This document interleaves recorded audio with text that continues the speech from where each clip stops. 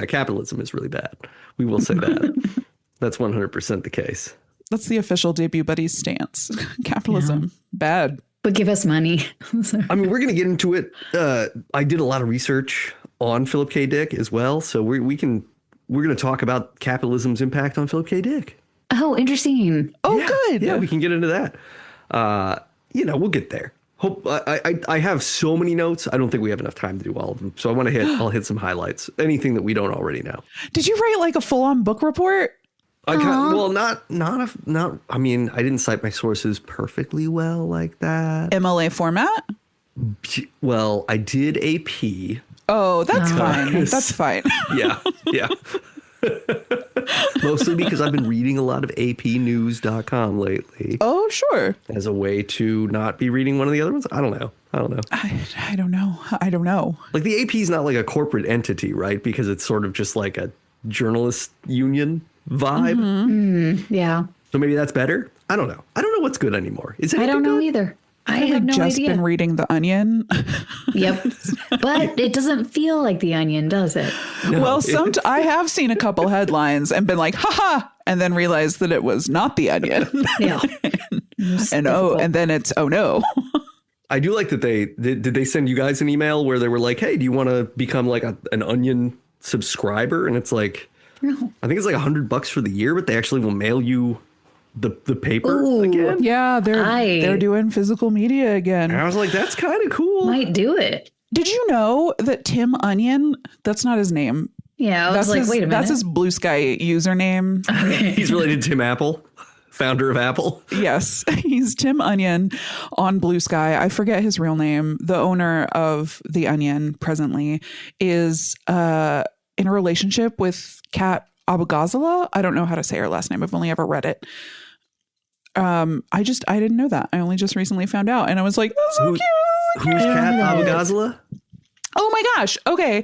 I don't know what state she's running in because that's how informed I am. But she is like millennial, our age, running for office. And she's very progressive. And she's like very outspoken and has been. Is it Kat with a K or a C? With a K. She's 26. She's baby. Wait, how do you spell Abogazala? It's Abughazaleh. Okay, got it. God bless the internet for getting me there, even though I spelled it phonetically. Did you mean Illinois? Illinois. Okay. Yeah, she seems really great. And following her has been really like inspirational to see somebody, a baby, making like actually putting herself on the line. Like she's already been indicted because she was protesting an ICE concentration camp. So she used to work for Media Matters too. Oh, cool. That's probably how she met Tim Onion. Ben Collins? Yeah, that's him. Mm-hmm.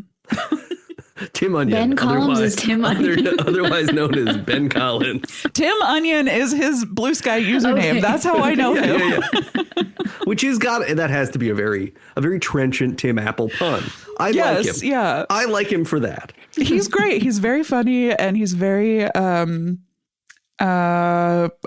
align with his politics that I have seen thus far. That's good. Yeah. And Kat looks like she rocks. And that's good. She's 26. Yeah. She's 26. She is a baby. She's a baby. She's got a cat named Heater. Perfect. The cat's name is Heater? Yeah. That's great. I know. I love it. Like a fastball. Don't know what state she was running in, but I know what her cat's name is. You got the pertinent facts. You know the important. You knew why you should vote for her. It's just a matter of where, and that's it's Illinois. Chelsea said, I knew that I was ineligible to vote for her. That's what I knew. That's all you need to know. You don't need to hold that much info in your brain. Yeah, exactly. There's too much already. We got to choose now what we're going to keep and what we're going to not keep. Isn't that especially for the Lunar New Year? Yeah, that's right. Which is in the past for our listeners. That's right. I hope the new lunar year is going well for you. It's about 5 months ago, so happy Year of the Horse. Yay. We hope it's hung like a horse. Gosh, we hope it's hung. Okay. Yeah? Is that good? I don't know. What would that mean for us? I don't know. I was trying to remember the name of that guy who died. Yeah. Do you Oh, remember? from Horseplay? Yeah. Yeah. Mr. Hands? I think that is probably. Is that who it correct. is? Mr. I Hands? can't remember. That's early internet. I can't remember. Nobody man. Google that. Don't Google that. No, don't. Also, don't Google Lemon Party. No, Lemon Party's fine. Just let's not tell people to not Google stuff or Google stuff. Goatsy? Yeah, don't Google God. Goatsy.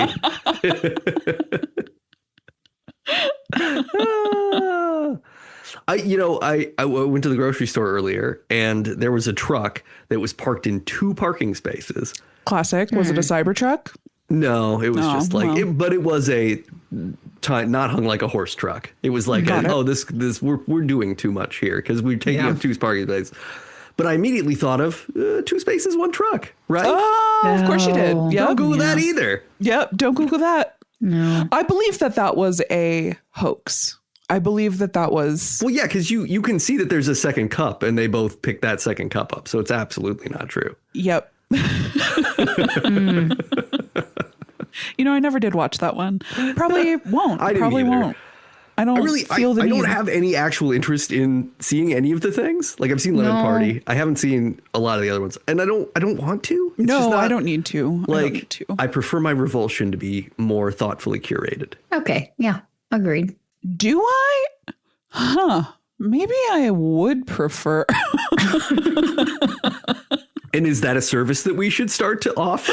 Oh God. Wait, are we Daily gross creating out? original content or are we sourcing content to share with people? Is this how we do our fundraiser? Oh, I think we start with our original content, and then we get, once we have a buy-in, Okay. then it'll be like, oh, now we've got like 50,000 additional buttholes all ready to go. We did talk about poop a lot the last episode. We did. Oh, we sure did. Yeah. Yeah. Yeah. But that's not really, I mean, look, that was a health thing. Right. So, and health isn't gross, kids. It's normal. Can be. It is all the time. Health is very gross. Oh yeah, we're The disgusting. grossest. Having a body is a curse. Yeah. We're horrible tubes of meat filled with disgusting stuff. Yeah, it's And gross. It's a lot gross of in times there. disgusting stuff comes out, and it usually feels good when it comes out, which is a whole other thing that you have to think about. It is good to get it out for sure. Just wish that I could be put into like a medically induced coma and then it could be scooped out and then I wouldn't have to deal with it myself. Maybe that's a service we can offer. Yeah, I know a doctor. I know one doctor. It can be like okay, here's the pitch. It's we use all sloth related branding because sloths notoriously come down every like 2 weeks to poop. Okay. Yeah. And that's it. So it's a sloth related service. And what we do is a doctor shows up, they medically induce your coma, they go in there, they get out 2 weeks of poop, Yeah. and then they wake you right up. You get a glass of orange juice and a cookie, and you're good to go. Do you guys watch The Pit? Will they please address my uterus as well at the same time? If we're in there scooping, Yeah, that can be if we're in scooped. there scooping, let's scoop other things as well. No, I don't watch The Pit. Okay. There's a lot of poop in it. Oh, A lot of sure. scooping pooping. Whoa. Gross. Yeah. There's 2 weeks. And then somebody goes to scoop. It does happen, but they're not in a coma. They're awake. Well, I'll pay extra. Does Noah Wiley have to do the scooping? No, the interns do. Of course. Or the first year residents. Yeah, that makes sense. Yeah. Yeah. Noah Wiley has had all of the fun jobs too. Isn't that interesting? He's a doctor. He was a librarian. He's in space. He's been in space. Right. There's like the sci-fi. Oh no, Fallen Skies. That's different. He wasn't in space, but there were aliens. Yeah. Did he go to space? I didn't watch that show. I didn't watch it either. I have no idea. I almost did watch the first episode, but that's as far as I got. Oh, that's not a It's not a great good recommendation. Yeah. Maybe I If should you go want to watch it sponsor again. the podcast, Sponsored reruns by- of Fallen Skies. DebutBuddies@gmail.com. I'll get there. Ahoy, listeners! This is Debut Buddies. It's your fortnightly podcast about firsts. My name is Nate, and I'm one of the buddies. I'm Kelly. I'm an additional buddy. I'm Chelsea. I'm the other buddy. And this week, we're going to do a deep dive on some dick. Whoa. Philip K. Dick, that is. Are we excited? I was like, I'm going to call Jenny. Do not rat me out for being funny. We're talking about the first Philip K. Dick adaptation. So not the first story of his, not necessarily even his whole life, but we're going to talk a little bit about his life before we do. So that's going to be fun, right? I can't wait to learn more. I didn't look into him at all. I just looked into the story. End of sentence. I'm here to learn. How familiar are either of you with Philip K. Dick's work or Philip K. Dick as a human being? Zero as a human being. Yeah, Great. same. Okay. I've seen fallen asleep during Blade Runner more than once. Great. Mm-hmm. Yeah. That's the preferred experience of Blade. And I have seen A Scanner Darkly. Yes, excellent movie. Scanner Darkly is so good. I stayed awake during that one. Then you'll do great at I See What You Did There. Oh, perfect. Did I say I remember any of No, them? I don't remember it. That's also true. So this is going to be interesting. But I think that that's the extent. As long as you remember who's in it, you'll do fine. Oh, perfect. I do. Keanu? Robert Downey Jr. Okay. They're both in it, yeah. That's right. That's Yeah. right. That's right. That's good. Yeah, I went through a phase where I read a bunch of his work. I haven't read Valis, but I read Do Androids Dream of Electric Sheep and A Scanner Darkly and a handful of others whose names I don't recall at this time, but not like Did you have a favorite? it was A Scanner Darkly. Yeah. But I don't remember much about it. And I never did read like The Man in the High Castle or what's the other big one? Ubik is like the big like his most recent and most sort of critically acclaimed. Valis is the one that's like hanging out on my to read list for years. And then there's now. like the three stigmata of geez, I wish I remembered the name of the thing. Yeah, I don't It's remember. a guy's name. Okay. Three stigmata. What about you? What's your relationship to it? Yeah. So I have read less Philip K. Dick than I probably should have, considering how sort of the aesthetic and all the things that he's done have really played into my own writing, and then also all the things I like about science fiction. A lot of my admiration. So I've read Do Androids Dream of Electric Sheep and Scanner Darkly and stuff like that. Seen the Blade Runner movies, seen A Scanner Darkly by Richard Linklater. And I've always sort of sought out the short stories and caught some of these. So like Imposter, I had, I guess, I must have read it before, because as we were going through, I was like, oh, I remember this one kind of. Oh, sure. Yeah. Which is cool. Because it is like, it's such a good representation as a story of Philip K. Dick's early kind of concepts, right? Because he really deals in like identity and power structures and people who find themselves kind of confused at the way everything's supposed to work, often to their great detriment. And that's like all of his early stuff is doing that, right? Like Android's Dream of Electric Sheep is all about like, well, what if we have a society that is so stratified and economically messed up that like no one can own real animals anymore except for the very wealthy. So that's how we get the electric sheep idea and all this stuff. The idea of electric animals. And then also like, oh, hey, we're going to clone people and use them as slaves.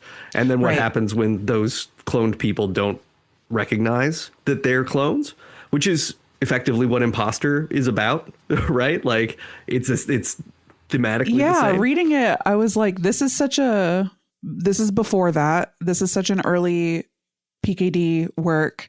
And it's so like his ideas are already so galvanized, like his obsessions are already right. They're right there. They're right there. He got them.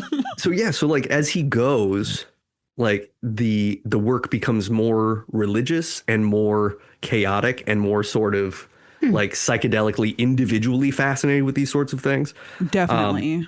He is a person who, okay, so Philip K. Dick, what does the K stand for?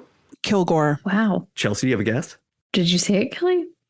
I don't know that it's right. I picked a name that started with a K. Yeah, I should have said Kilgore, Kelly. but that's not the answer. But Chelsea, do you have one? Knife. Knife. Kazakhstan. That can't be it either. It's kindred. Oh. Kind of fun, right? Yeah. Wow, that's an atypical name. It's very atypical. Matching a very atypical person. So he's born in December 16th of 1928. He ends up over the course of career writing like 45 novels and 121 short stories, which is incredible. Especially because most of the short stories appeared in sci-fi magazines during that window of time when that was like a huge pulp thing. Really, including like Imposter. My fantasy. Yeah. Because this Imposter was in like Amazing Stories or something like that. Yes, I believe that's right. So just like a fascinatingly cool thing that like, oh, if this could be your life. But the problem is like he writes a story when he's 23 years old and it's immediately picked up and published. And he's like, great, I want to be a literary author. And so he spends the next 10 years of his life trying to be a literary author. But literally no one will buy any of his conventional work. Oh, no. And so it's like in 1974 that his agent just returns all of his normie stuff to him. It's like, we're done. We're not trying with this anymore. So his whole hope for becoming for ascending, right? Because sci-fi is not high art in the 50s, right? In the 60s. Right. Like it's just it's trash. It's throwaway.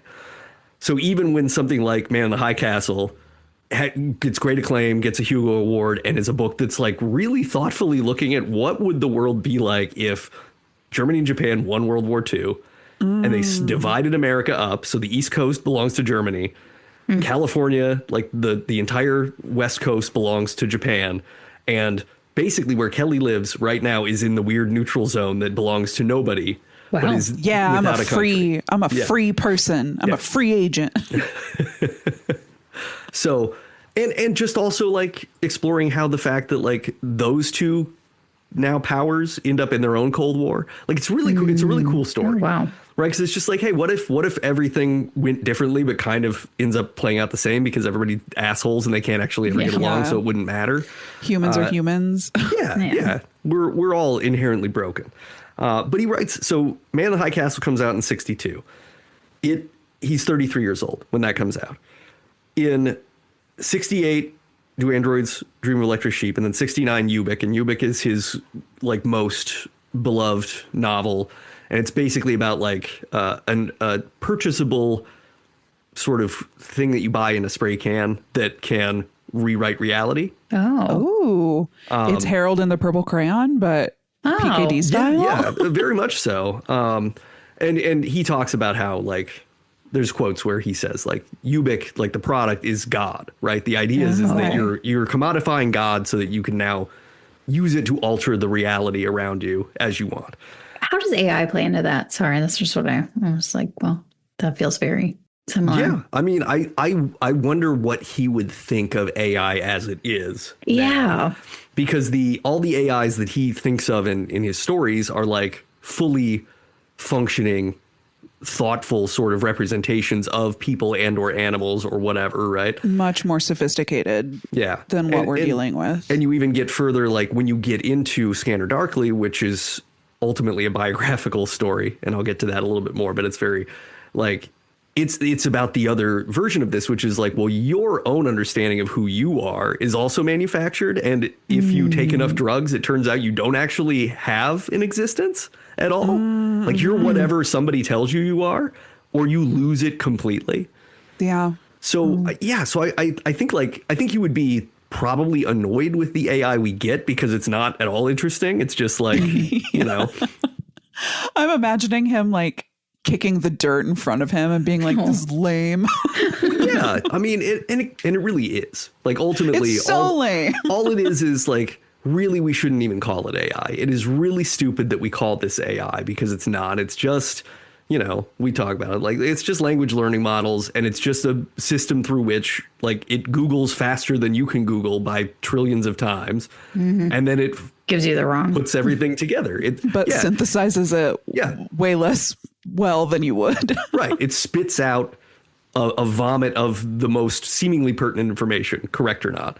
Yeah. And that's what we're doing. But because he would really want it to be more compelling. Like, right. He wrote like Minority Report, where you have that's right. people who can literally predict I've seen that the too. crime that's going to happen before it happens. And then he's talking surveillance state too, right? All of these things are about power, control, technology, and identity. Like, are you a criminal if you haven't committed the crime yet, even though this group of people who say they can tell you that you're a criminal are, you know?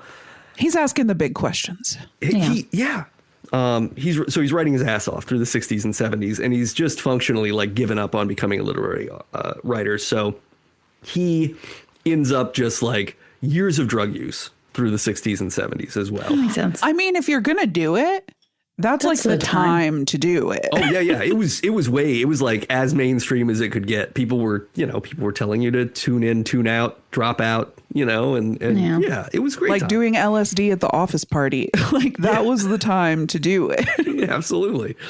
So after all those years of drug use, he starts having these quote unquote mystical experiences. Yes. So he starts getting really engaged in theology and metaphysics. Oh. And that's where Scanner Darkly comes from, and Valis comes from, and the transmigration of Timothy Archer.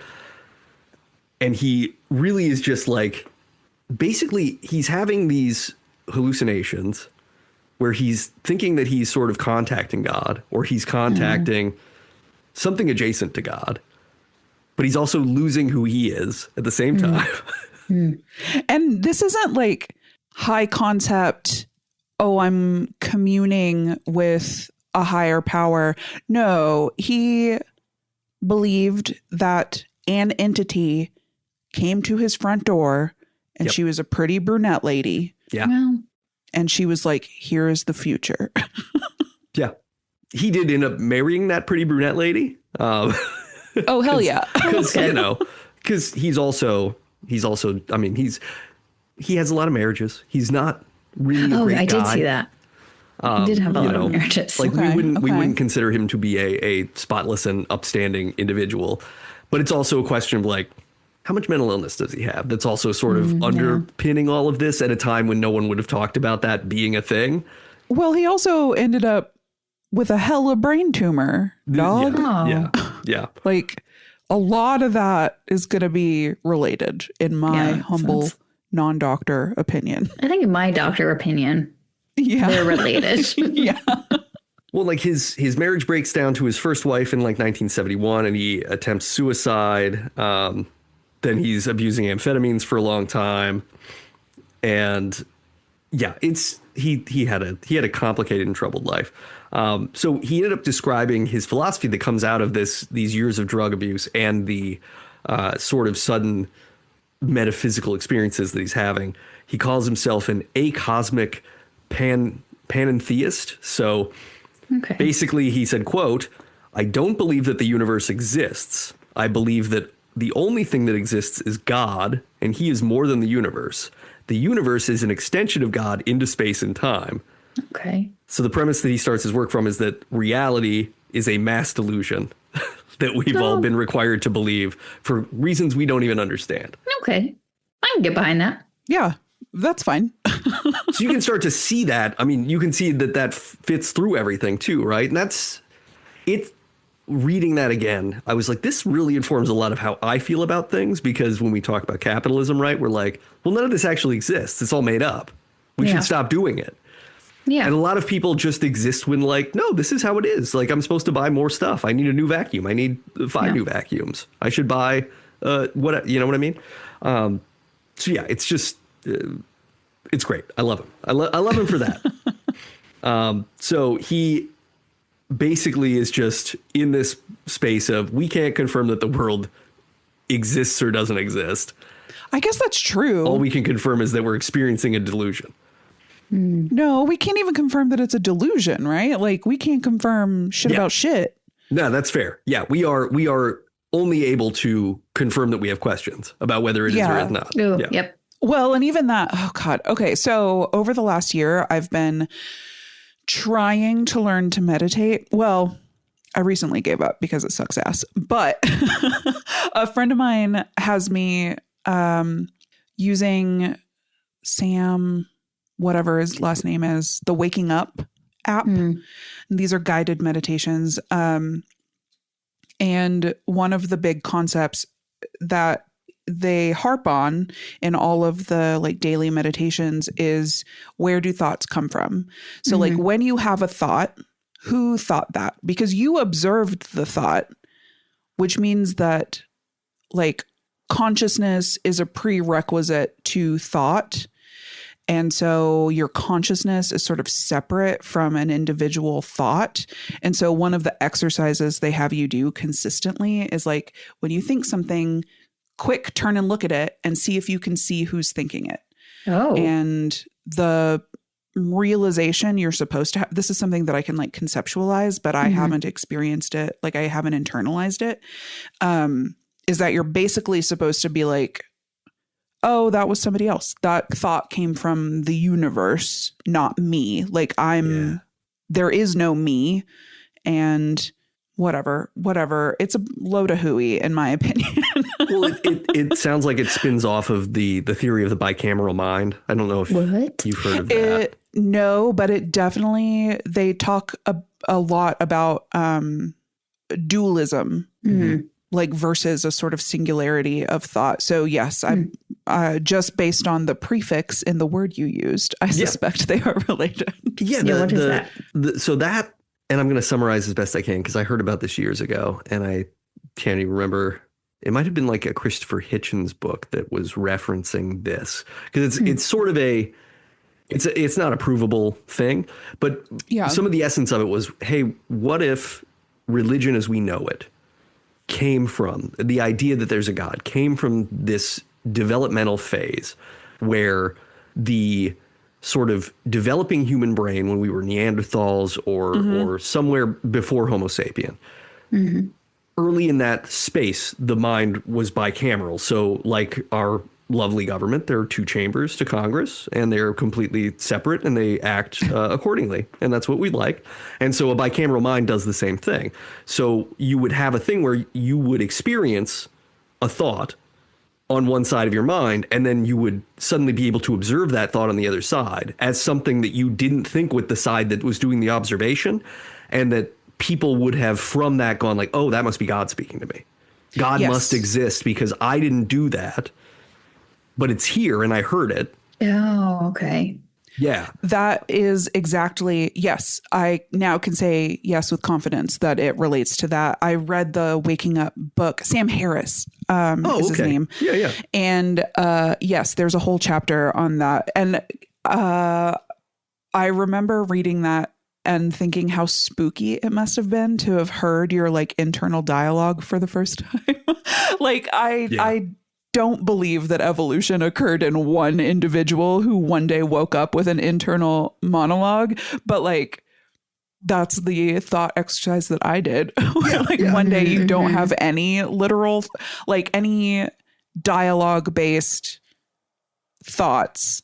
You're just sort of responding. And then one day you're like, I wonder, whoa. Well, yeah, because the idea would be that like one day you're walking on the savannah or whatever, and you see a saber-toothed tiger and you just feel visceral fear.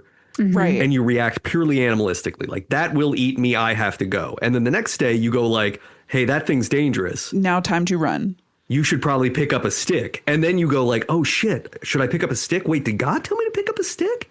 Where did that come from? I've never thought before. I've never thought before. Yeah. But it's one of those things like, one, you can't prove it because we don't have any brains in that era of development to study. And two, it does require what you said, Kelly, which is like you sort of have to do this. That has to be through an exemplar. Yeah. There are some interesting case studies, though, of people whose corpus callosum, is that what it's called? Did I just do something with my brain? I feel like you did something. The little bundle of nerves between the two hemispheres where that's been severed through accidents, or they do it whenever people have really bad seizures. They'll cut them so it doesn't communicate between the hemispheres. Yeah. And so there are interesting case studies there where some of this can be observed almost how it would have been in the past. And those are very curious. They're very curious, but they don't prove anything, right? It's all, it feels very much like my like philosophy 101 course where you can read a lot of so-called proofs of something, but it's all just logic exercises. Yeah. It's also the kind of thing that like, if that's what you're going for, you can kind of back into it by going like, hey, we're going to sever this brain and then we're going to see how it talks to itself in a new way. And then that'll prove the thing that we thought. So that's kind of where, Philip K. Dick is thinking about the universe in this sort of way that we don't know anything. Nothing exists necessarily. And that we have no way to prove it. He is. So he's abusing amphetamines. Which helps. That helps. Yeah. It's really Every good. time. It's really good. Yeah. But he's a prolific writer. He releases 21 novels in 10 years. I wonder how that happened. Right. So one day in November of 1971, he comes back to his house and it's been burglarized. Oh, that sucks. His safe is open. His papers are missing. And the police can't figure out who it is. And they even think he did it. They're like, hey, maybe you did this to yourself. He's like, I was on a bender. He then this is sort of the erratic behavior section. So he's a guest of honor then at the Vancouver Science Fiction Convention. This is in 1972. And he just starts telling people that he's in love with this woman named Janice. Is he married? And that he's just like, and he's like, I'm just going to live here. I'm going to live in Vancouver now. I mean, go with the whims. It's okay. Where did he come from? Yeah, where did he come from? California. Okay, yeah. So that's not too in far. 1972, that's basically an open border. He's fine. Yeah. It's not any trouble for him for sure.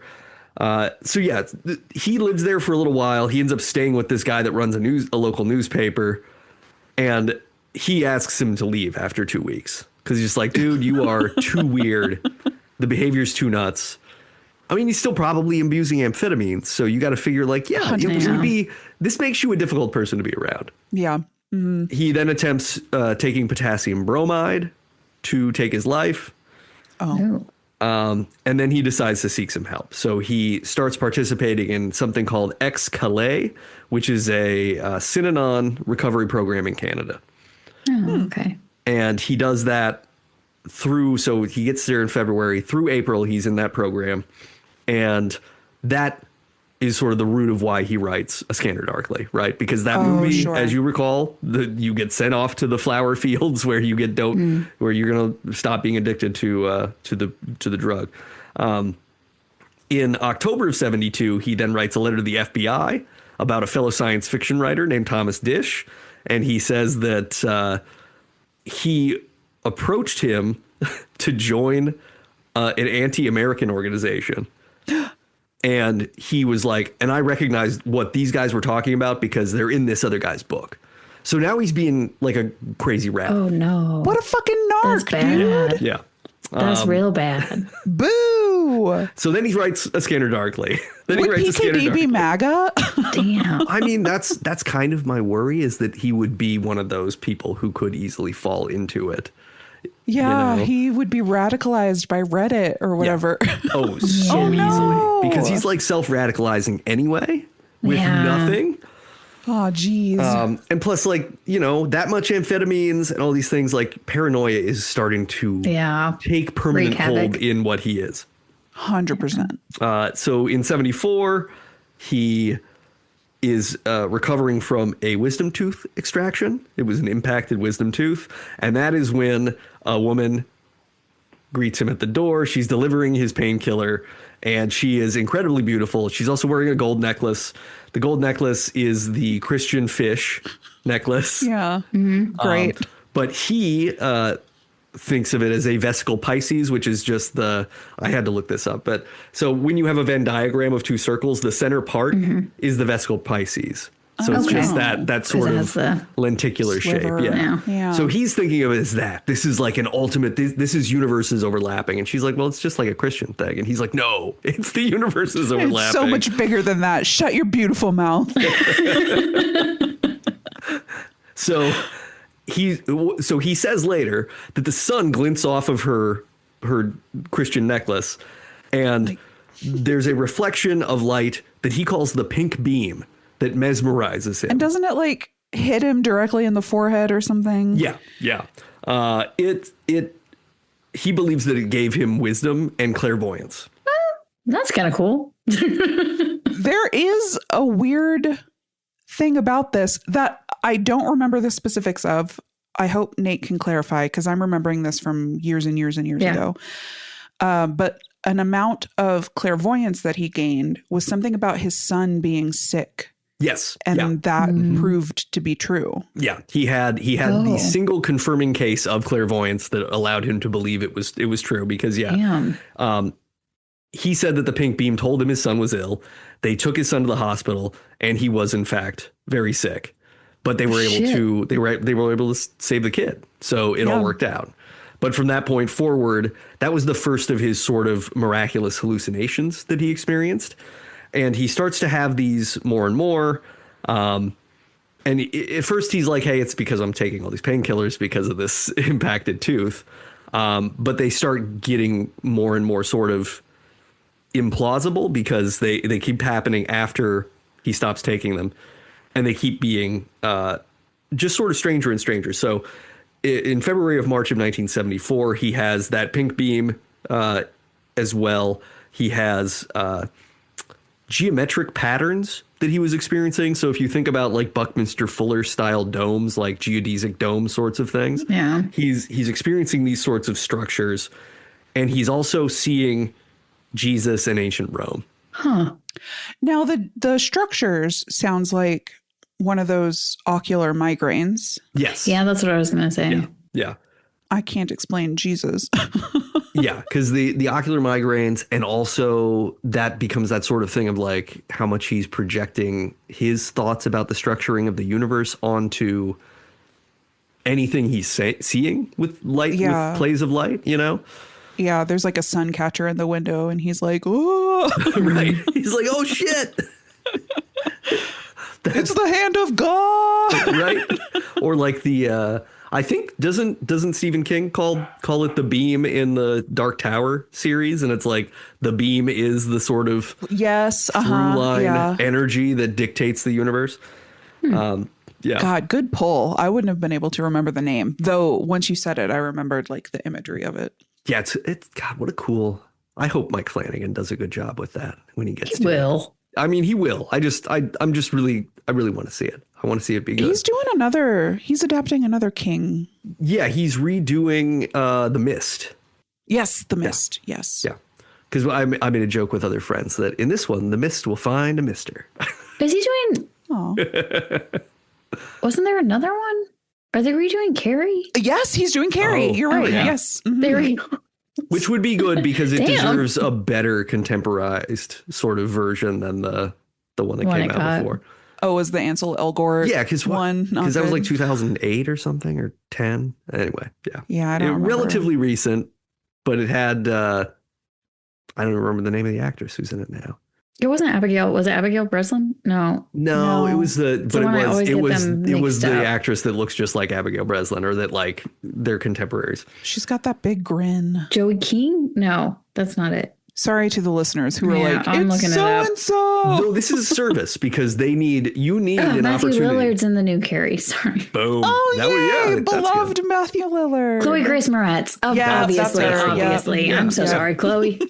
She was in that movie where there were gremlins. Was it Gremlins? No, it was like an airplane movie. I think it's called, what is it? Langoliers? Light. No, different one. It's like Light Out of the Sky or something. It's like a World War II era movie, and she's on a like bomber transport plane, and there are gremlins on the plane, and she's the only one who can fight the gremlins. It's not a good movie. She was in Suspiria. The new one, obviously. Wait, how recently did the movie come out that you're talking about? I'm going to say 2019, maybe 2020. Is it Shadow in the Cloud? That's the one. Wow, I have never even heard of that. That's crazy. World War II pilot traveling with top secret documents on a B-17 flying fortress encounters an evil presence. And it's Gremlins? Gremlins. Now I'm going to watch it. Yeah, I'm on board. Because it's a plane. My understanding is I'm on board. That's good. Yes. Put your tray table and your seat back in the upright position. Yeah, it's I think it's playing off of like, because the whole concept of Gremlins came from like World War I or II pilots. Like the whole thing was like, hey, whenever anything goes wrong with your thing, it's Gremlins. Right. Oh, okay. Gremlins were like a general thing for like, if a bolt falls off and the plane crashes, Gremlins. Oh, that makes sense. I didn't realize that was the origin, but this is something in computer science as well. If there's something the bugs, funny. Well, yes, bugs, but more contemporaneously, we'll say gremlin. You know what? Now that I'm thinking about it, maybe this is a me thing. Maybe this is me. Maybe this isn't a computer science thing. Maybe this is a Kelly thing. I think you're representative of all of computer science, and so I think it's canon. The hallucinations keep happening. Philip K. Dick's just having this whole thing, and he begins to believe himself to be living two parallel lives. So one, he is Philip K. Dick. The other, he is Thomas, who is a Christian who was persecuted by Romans in the first century. Ooh. Yeah. Yikes-a-do.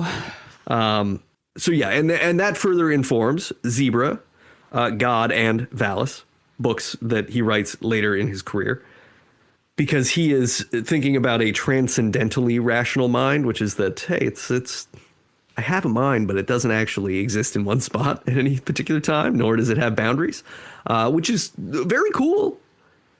And these are the sorts of questions, right? Like, this feels like if L. Ron Hubbard went insane instead of just being fully like, oh, I can make a lot of money by tricking people into doing my religion.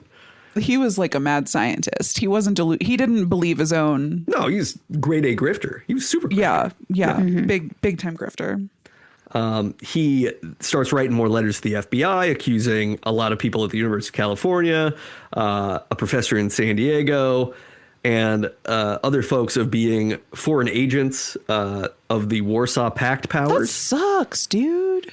The FBI is like developing a file on him. They're like throwing all of these away, but being like, PKD weird? Watch out for him. Keep a tiny eye. Keep a tiny eye. Yeah, he's ratting people out for maybe being communists and maybe being socialists and all these things. Dog, that sucks, dude. At one point, he thought that the spirit of the prophet Elijah had taken over his body. Huh. So now he's three people. He's PKD, he's Thomas, he's Elijah. Right. And we don't know if maybe Elijah took over PKD temporarily. Oh. So it wasn't parallel to him and Thomas. No, he was like a swap in and out. Yeah. It was a classic wife swap. Classic wife swap. Yeah. Like the TV show.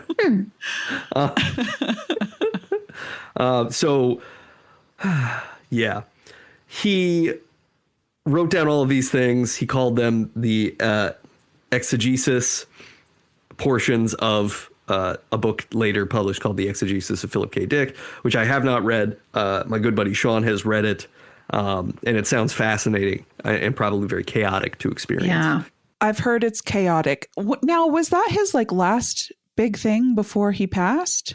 That was the second to last, because he wrote The Transmigration of Timothy Archer, which was the last thing that was published. That was published right before his death in 82. And then there was something posthumous, if I'm remembering correctly. That could be the exegesis, could have been published posthumously. Maybe it was. That sounds right to me, because I feel like it was kind of a scattered collection of things. Yeah, it was like collections of his notes. I think his son maybe put it together.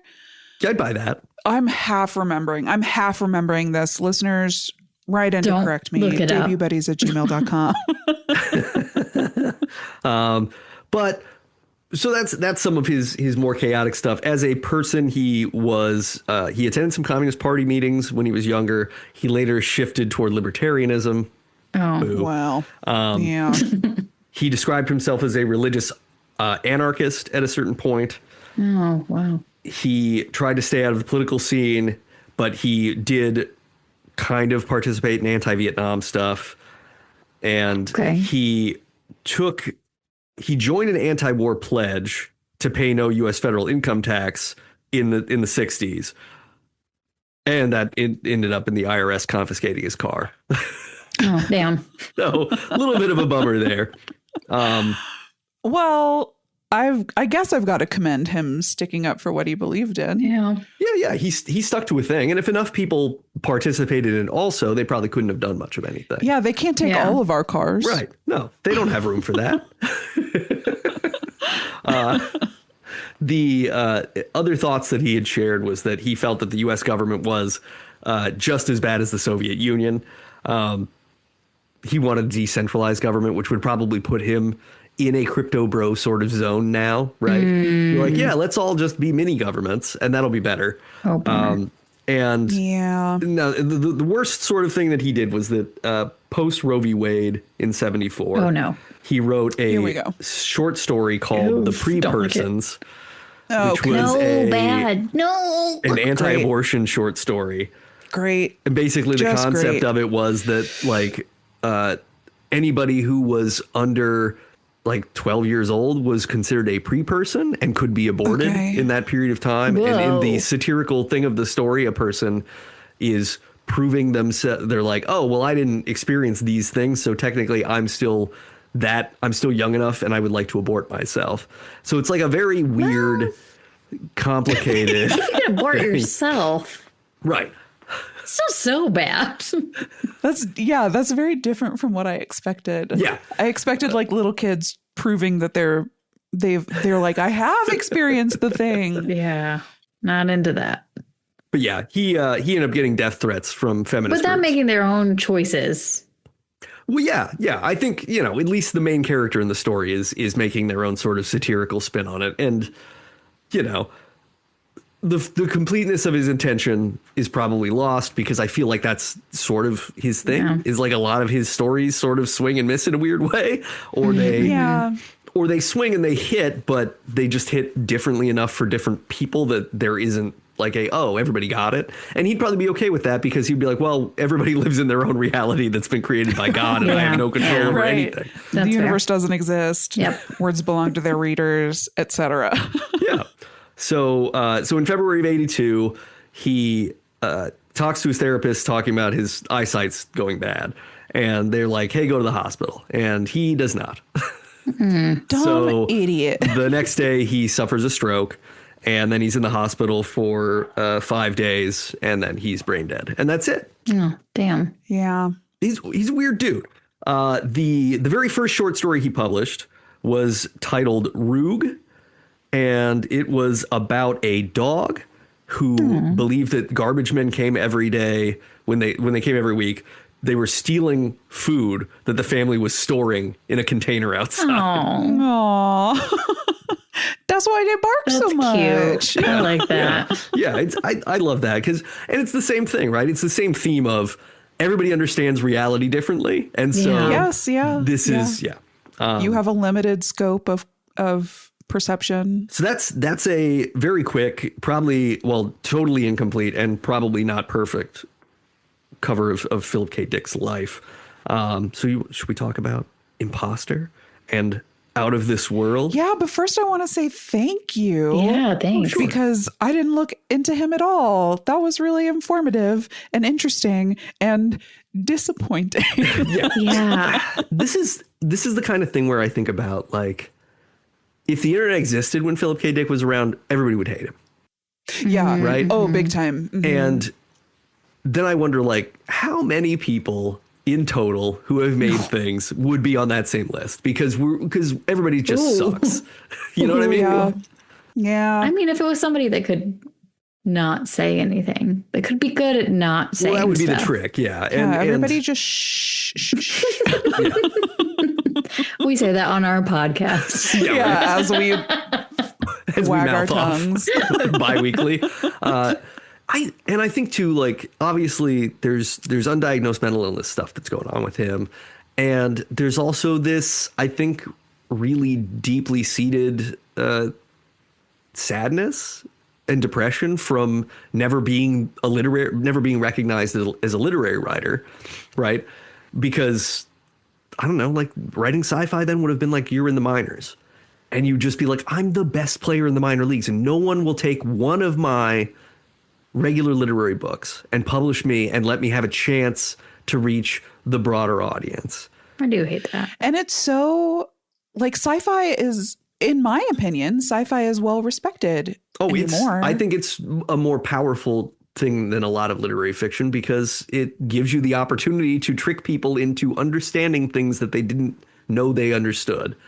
Right. Like there are truths in fiction that are easier to swallow than in nonfiction. Absolutely. Yeah. Maybe we don't know this. Do we know how successful, like, did he experience his fame today that he has? Like, did he know that he was a successful sci-fi writer, even if that isn't what his ultimate dream was? Oh yeah. By the time he had like Ubik out and some of the, mid 70s to early 80s, the latter part of his life, when he's most unraveled, would have been the time when he would have been most recognized, right? He's selling the most books. He's the most critically acclaimed he's ever been.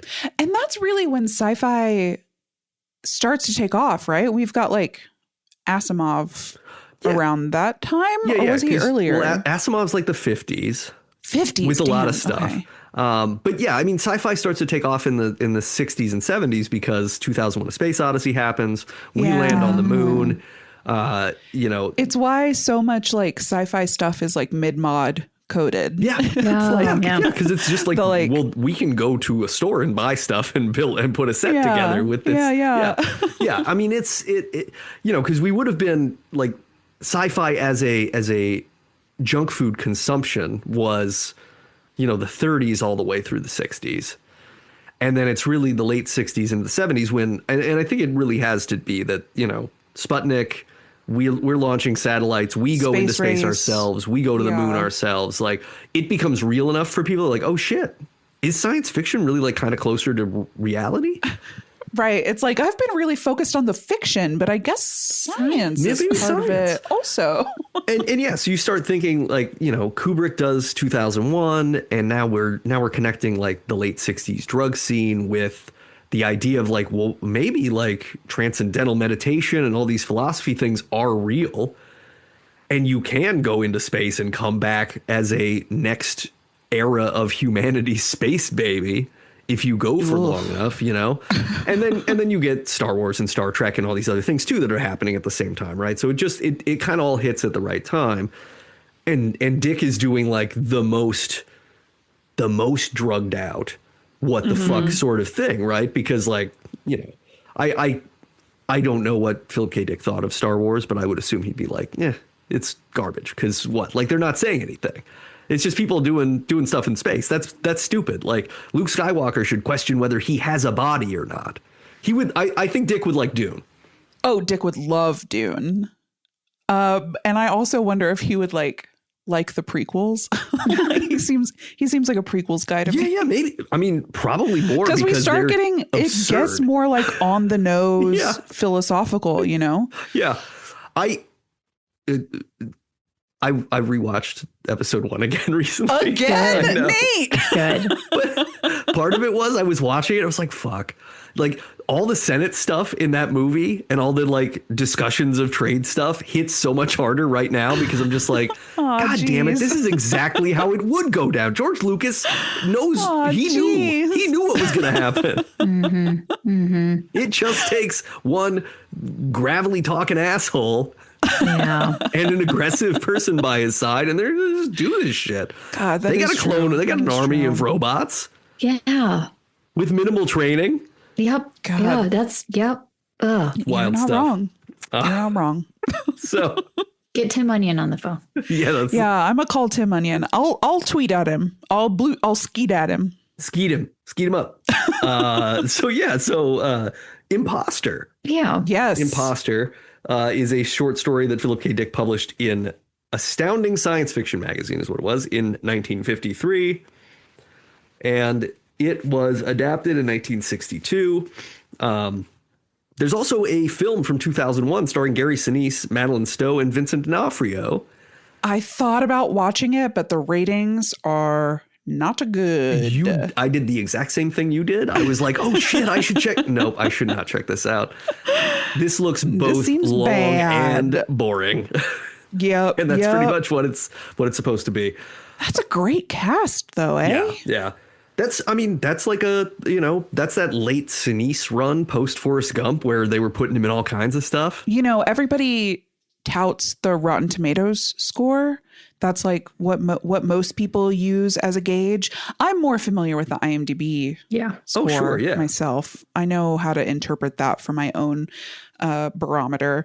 And but the like review I read of it listed Rotten Tomatoes, IMDb, and Metacritic, and universally it was bad. And I was like, oh, okay, I'm not going to bother. I feel like Metacritic's always low. Metacritic's always low. Because like even a good movie, it's like it got a 60% on Metacritic. And it's like, okay. Right. That just means a bunch of people just don't like this type of movie and didn't even try to. Anyway, whatever. We're not here to litigate Metacritic. No, and maybe other people use Metacritic consistently, and so they understand the nuances of it like I do with IMDb. I do have a proposal for both of you. Yeah. Hit us with Kelly. it. Since you might have a little free time, what if you built a website called Metacritic Critic, which is a metacritical criticism of Metacritic's critical analyses of the things that are criticized? I could do that. I know how to do data engineering. Now, that's not true. I know how to do data engineering infrastructure. Great. So I would need a data engineer. We'll get you somebody with I don't know. I don't know how we do it. AI can do it. AI can do it. Yeah, just let AI do it. I just like the idea of like a hyper Metacritic. Anyway, so the story is as written, pretty much exactly what happens on Out of This World. Just names are changed. Mm-hmm. Yeah, there's one little addition in the TV show. Ooh. I didn't listen to the TV show. I just read the story. Okay. What's the addition? Yeah, tell me about the addition, because I am trying to remember what the changes were, because I listened to it kind of too long ago, which was stupid. No, they are almost identical.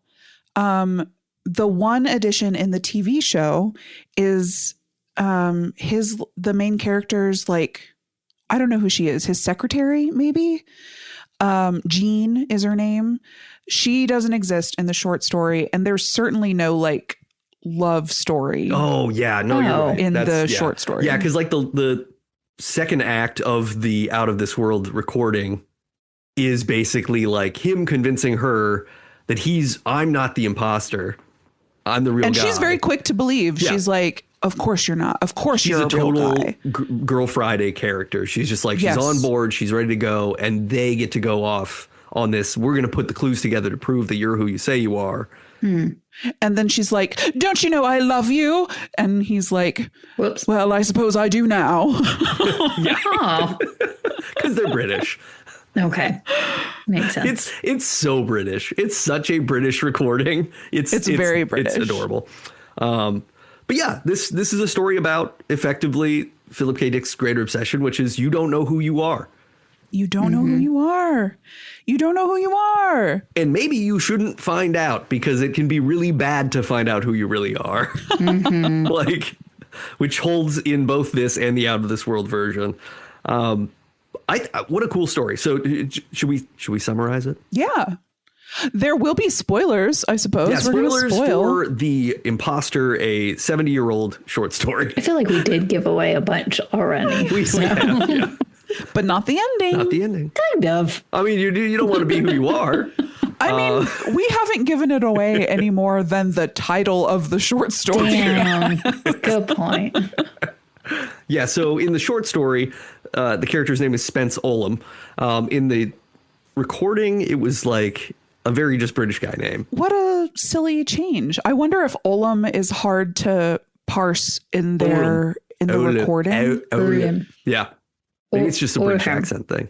Maybe. Yeah. Yeah.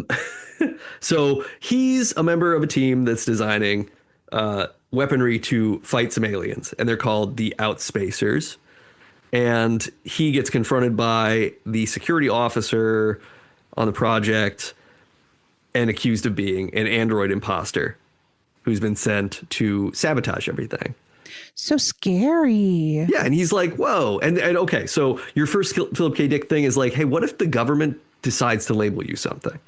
That's scary, right? You're a communist. You're an imposter. Yeah, that's doing that to other people later. Yeah. He does. He's like, hey, you know what? geese meet gander. Pot, have you met Kettle?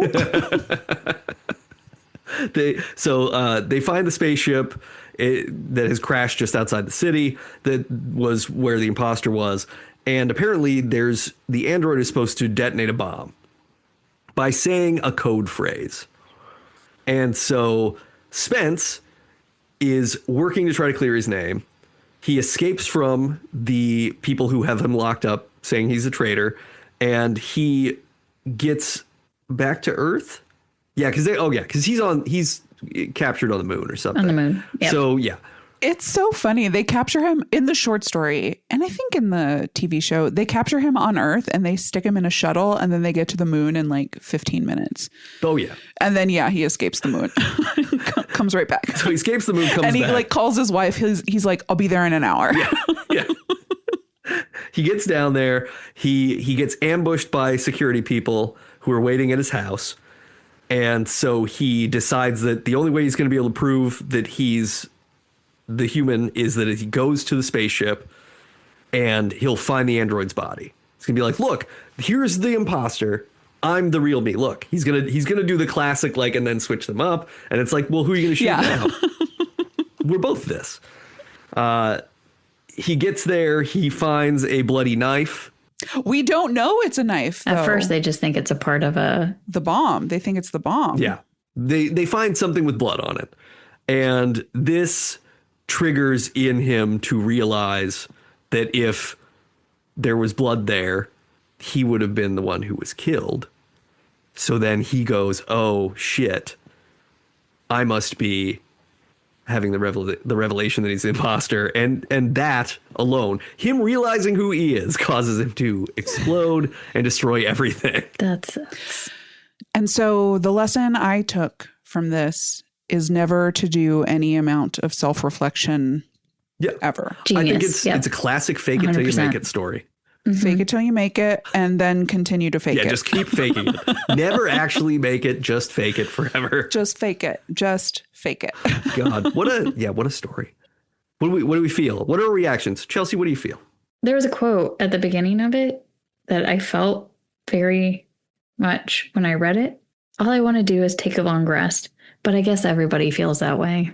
Yeah. And especially the context it was in. It was like, this war has been going on for 19 years. And I was like, yeah. I was just like, oh, the vibe here. It feels. I feel same. it. Oh, big same. Yeah. And to think that like the android was programmed to be like, man, I could really use a rest.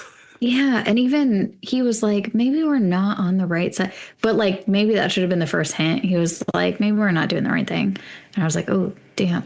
But I also think that that's such a human thought. Like, yeah. Like I do think that he was thinking the way that Olam was that his name? Yeah. Mm-hmm. Would think. Like, I think that those were genuinely Olam's words. That's such a like, are we the baddies thought, you know? Right. Well, like, and that's another layer to the concept of being an imposter, right? Like if culturally we think we're the protagonists, we're right to do what we need to do to destroy this other race of people. And then to go, oh shit, what if I'm an imposter? And that's another big difference in the TV show. There's a whole additional group of people. So in the original short story, it's humans on Earth versus the outspacers. Yep. In the TV show, there are also the mutos, which are another group of people who are mutated by radiation from the war between. Yeah. Oh, I missed that part. You didn't. I didn't listen to it, but I missed it, sadly. So there's this whole other group of people, which I think they added to like drive this home a little more, because the outspacers like never appear on screen in either property. Yeah, they need to underline the like, hey, maybe the people who you're aligned with aren't doing the right thing that's good for everybody. Yeah. Like there's, especially because we meet a muto who helps our main character. So it's like, oh, we've othered these people. We've demonized these other people. The goal with these other people is like they're super mutated, but every generation of their children is a little more human. Oh, okay. And so, so it's just like this driving home of like, we're not so different, you and I. Yeah. Yeah. And to speak to Out of This World as a show, it's an interesting one because it was on TV in 1962. It's a British science fiction anthology show. And it was hosted by Boris Karloff. Love, right? So cool as a concept, right? Like that, very much Alfred Hitchcock Presents, aligned with all these things. Even Twilight Zone, like it's very, it's very like you get an iconic voice come in to intro the episode and then you're transported. So the show was like a huge success and this very popular thing. But I think as we talked about on our last episode, it was kind of just common practice back then to just like, just record over it and or throw it away immediately after it's been on. Just we don't throw care. it away. So, just wipe it. It makes sense, right? Like storing tins and tins and tins and tins of literal film. Yeah, film is going to take up so bulky, much space. It's heavy. It's also like not going to be treated well, so it's going to break down pretty quickly. So you just have like trash sitting around. It's hella flammable. Like, like we don't want to hang on to this. So this isn't like all of the early British TV stuff, and I'm sure American as well, was just lost. So you see this with Doctor Who too, like early seasons of Doctor Who, there's no footage. There's just audio for some episodes, like with Out of This World. Yeah. And so because it was like 15 episodes in the season it had or something, 14, 15? 14. There are 14 episodes. Little Lost Robot is the only one that is available both with video and audio, and that you can get on DVD. And then the other 2 episodes are Cold Equations, which is the one that we talked about, was what you had to find on YouTube to listen to The Imposter. And then you can find The Imposter and listen to Cold Equations. And I reference Cold Equations being an excellent short story, too, because that's very much the like, we have to be under a certain weight to re-enter the atmosphere without burning up. Yeah. And there's a stowaway little girl. And so they have to make a decision. And that's heavy, dark shit, right? I might go listen to that because I really enjoyed listening to Imposter, and I didn't listen to watch Cold Equations, but I did read the synopsis, which is on another planet. I don't remember, maybe the moon. It doesn't really matter. They have robots trained to assist, but Asimov, has those like 3 laws of robotics, and one of them is the robots cannot harm humans or stand by while humans are harmed. Right. But the nature of the work they're doing in outer space, the humans are being subjected to hella radiation that is harmful. And so they reprogrammed the robots helping them to remove that clause, such that their law is you cannot actively harm a human, but you can stand by while a human gets harmed. And then one of those robots gets mixed in amongst other robots who have the proper first law, and they have to find that robot before it's like back on Earth and there's outrage and there's a potentially harmful robot. It sounds very interesting. So hell yeah.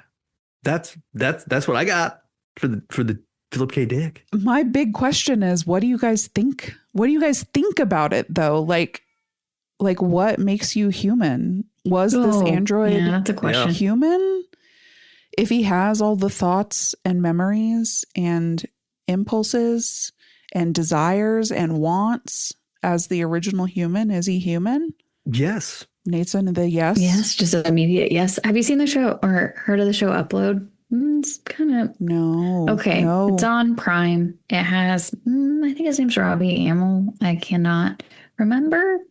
But it is about a guy who gets uploaded in, like, his consciousness gets uploaded into a retirement community because he gets, it's a comedy. kind of. That's fun. Dark comedy. Kind of.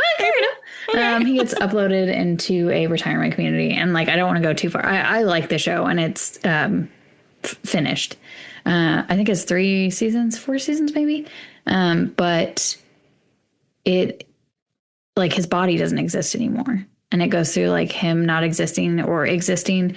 And then there's something that happens in a later season where there's 2 of him. And then it's like, which one's the real one? And is one of them more real than the other? But it asked a lot of those questions, and it was really interesting.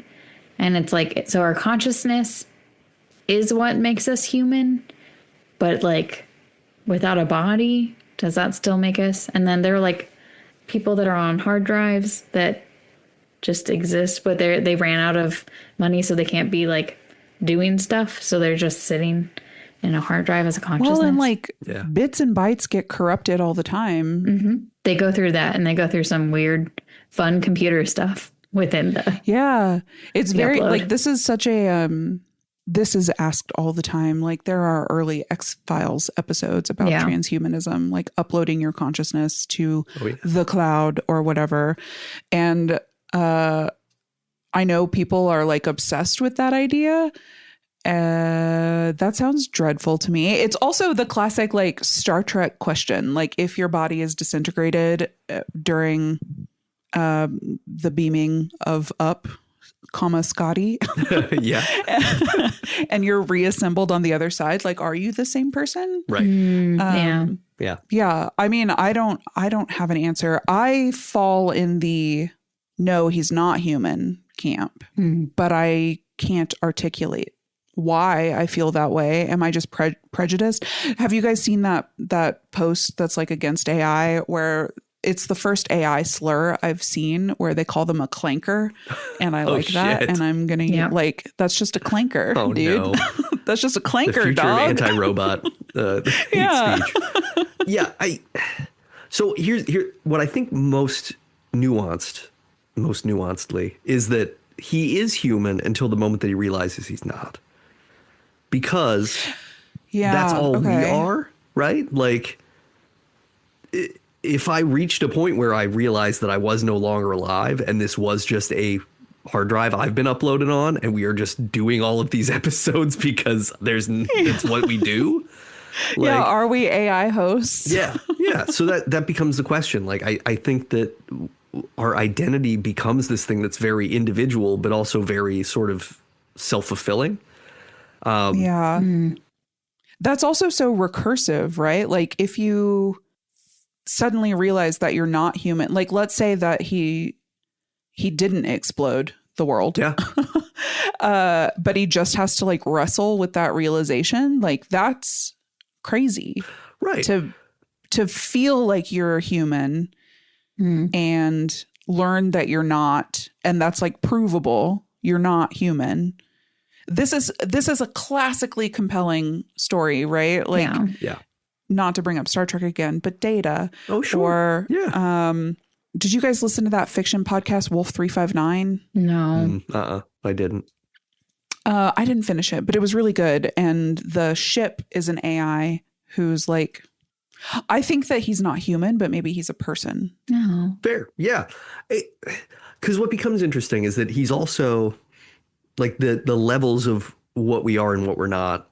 Like he's radicalized, but he doesn't recognize that he's radicalized, right? No. Which is that initial line that Chelsea quoted. That's the sort of thought that someone might go like, oh, this person's radicalized because they've begun to question the truth that has been presented to them. So he's simultaneously is and isn't so many things at the same time. Which aren't we all, right? Like, well, yeah. And that's why it's hard for me to pin, because I don't know, like the amount of like sort of change I've experienced in the last like 6 months, 8 months with the panic attack and everything, and like feeling not like myself at all. And then sometimes feeling like myself and be like, well, what the fuck? What is going on? You know what I mean? What is going on? You begin to question these things.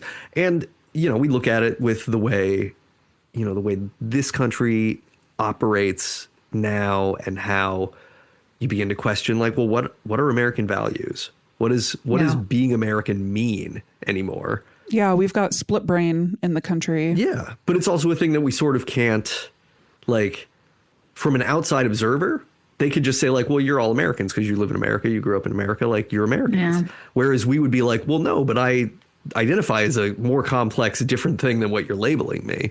In the same way that we can be like, oh, he's not human because he's definitely a robot, or he's not human because he doesn't have human characteristics, but he's a person. But those are all external things that don't really capture the complexity of being in that moment and going like, oh shit, like I don't know what I am because I feel like I don't belong in the place that I live, you know? Yeah, there's a difference between like your internal beliefs and what the external world puts upon you. Mm-hmm. Right. What were you going to say, Chelsea? Oh, I was just going to say, like, human feels like being an organic material, and then consciousness is a different conversation almost. So whenever we make the conversation of, yeah, is he human? Are we talking about it just being like, oh, you are made of organic material? But I guess eventually robots could be made of more organic material. And we also have pacemakers and things keeping us alive and moving that are not. As is. Yeah. Yeah. Yeah, I think human is a less interesting question than are you versus conscious? Person or conscious. Yeah. And that's something that the short story doesn't even begin to get into, consciousness. But it opened it up for us to talk about. And that's because it's a terribly difficult thing to prove, right? Like, we all are conscious to the extent that we know we are. Yeah, but that's what I'm saying, right? Like, I don't know for certain. I'm basing my consciousness off of the fact that it seems to be the case. I'm very tired, and that speaks to consciousness. Oh, God, what a good story. Have you guys read the Murderbot Diaries? I have not, but I'm very familiar with them. Trailer. I've heard the show is really good, starring our boy, David Dastmalchian. Oh, Maybe not starring, but he's in it. He's like the third banana. Yeah. Have you watched it? I've only seen like a little bit because it's Alexander Skarsgård, right? And then yes, yeah, I haven't watched any, but I've read the books and I love them, and they're a great example of like Murderbot is not a human, but he is a person. Oh, okay. And Murderbot actively defies being labeled things. Yeah, he's sorry. It's exactly. It does not want he him pronouns, though it presents as he him. God damn. I never talk about the book. I have only just read it. Yeah. The books are great is what I'm saying. Yeah. And the books are like a more fun way of thinking about this, I think, in a less direct way. They're more like adventure stories with this character, but the longer you spend with the characters, the more you are forced to think about these concepts. Yeah. It's my understanding of it is it's more time spent to get to enjoy the journey of self-discovery and self-definition, whereas Hundo P. Imposter and so much of 60s and 70s sci-fi that addresses these things is like, yeah, and what if that was the thing that caused you to destroy everything in the world? What if that was the thing that caused you to cease to exist yourself? You know what I mean? And Murderbot is more like, what if you didn't want to be a murderbot and you didn't really want to be gendered or have sex or do any of the stuff? You just wanted to exist. You just want to fucking be, and nobody will let me be. No one will just let it be. Yeah. Also, he's got an AI spaceship friend who is a jerk, and I like him. Sassy spaceships are always fun. And now it's time for the MouthGarf Report. Yeah. The MouthGarf Report. Open wine. For some lasagna. I hate Mondays. Can I tell you guys something about Imposter that I forgot? Yeah, jealous. Share. So the person who took the short story and turned it into the screenplay for Out of This World is named Terry Nation, and he is the person who invented the Daleks for Doctor Who. Oh, that's cool. Isn't that crazy? That's great. He like wrote all of the original Dalek plot lines and screenplays. And that's like what he's best known for. So when he showed up on this episode, I was like, what the fuck? That's a great thing to be known for, too. Totally. Like, maybe one of the most iconic sci-fi villains of all time. And anybody who's anybody knows how to yell, exterminate. Exterminate. Yeah. He also like based them on the Nazis. So he's super anti-fascist, which we love. He gets it. Yeah. Yeah, we love that. We love that. It's time for the MouthGarf Report. Yay. Ooh. Still not wearing my mouth guard. Yeah. Seems to be Yeah. going well. Hell yeah. I mean, I don't know. I had a couple of days that was a little chompy. I thought you got back on it. Yeah. Because you were a little chompy. Well, I did go back on it a little bit. And then I kind of stopped. And then I went through like 2 nights where I was kind of grinding my teeth. And then I think I like resettled everything. Good. Okay. I'm trying to get my jaw to be fully back. So I've been doing a lot of like jaw massage exercises and doing that. things. And like working the neck too, because you can work these like neck muscles where they attach to kind of keep smart. everything. Okay. So it's lots of stuff. My stepmom, who's a massage therapist, was like, here, do these things. Oh, and apparently you can even put a rubber glove on and like massage the inside of your jaw. I had a dental hygienist do that once, and I was like, this is the weirdest. Yeah. Your It's hand not- is just in my mouth right now. Like, it's not your instruments. It's It your is the thumb. place where the hand is most in the mouth, but yes. Yeah, It's like, yeah. geez, I mean, I should be paying you or you should be paying me for this. Something. I know. I was like, we should have gone out to dinner. Yeah. I watched some interesting movies recently. But I also watched some of the show Shrinking. I don't know Oh, if I either love of you've seen Shrinking. that. It's so good. It's so Yay. good. I need to finish the first season, but it was like, wow, Harrison Ford's so good at being this type of actor. So like he's good. really like Oh, in it and he's yay. having fun, and it's very sweet too. It's a show where every episode you get the whole roller coaster of like you laugh, you cry, You cry a little bit, you feel the warm fuzzies, or you end on like a but you get the gamut. Really great. It makes being a therapist seem like it would be lots of fun. And a nightmare at the Though same also time. very complicated. Yeah. It would be really, really complicated, but it would also be really fun because you'd like be able to afford a house with a pool and stuff. And that seems cool. Yeah. Yeah. I like the idea of having a house with a pool in Southern California. That seems excellent. That seems unattainable. It does. It absolutely seems unattainable. Even if you This get is like to talk Friends. to. I don't even think therapists have enough money for that. Yeah, probably not. I mean, it's a very fantastical like practice too, because the spaces are so curated. Everybody has big offices. Yeah.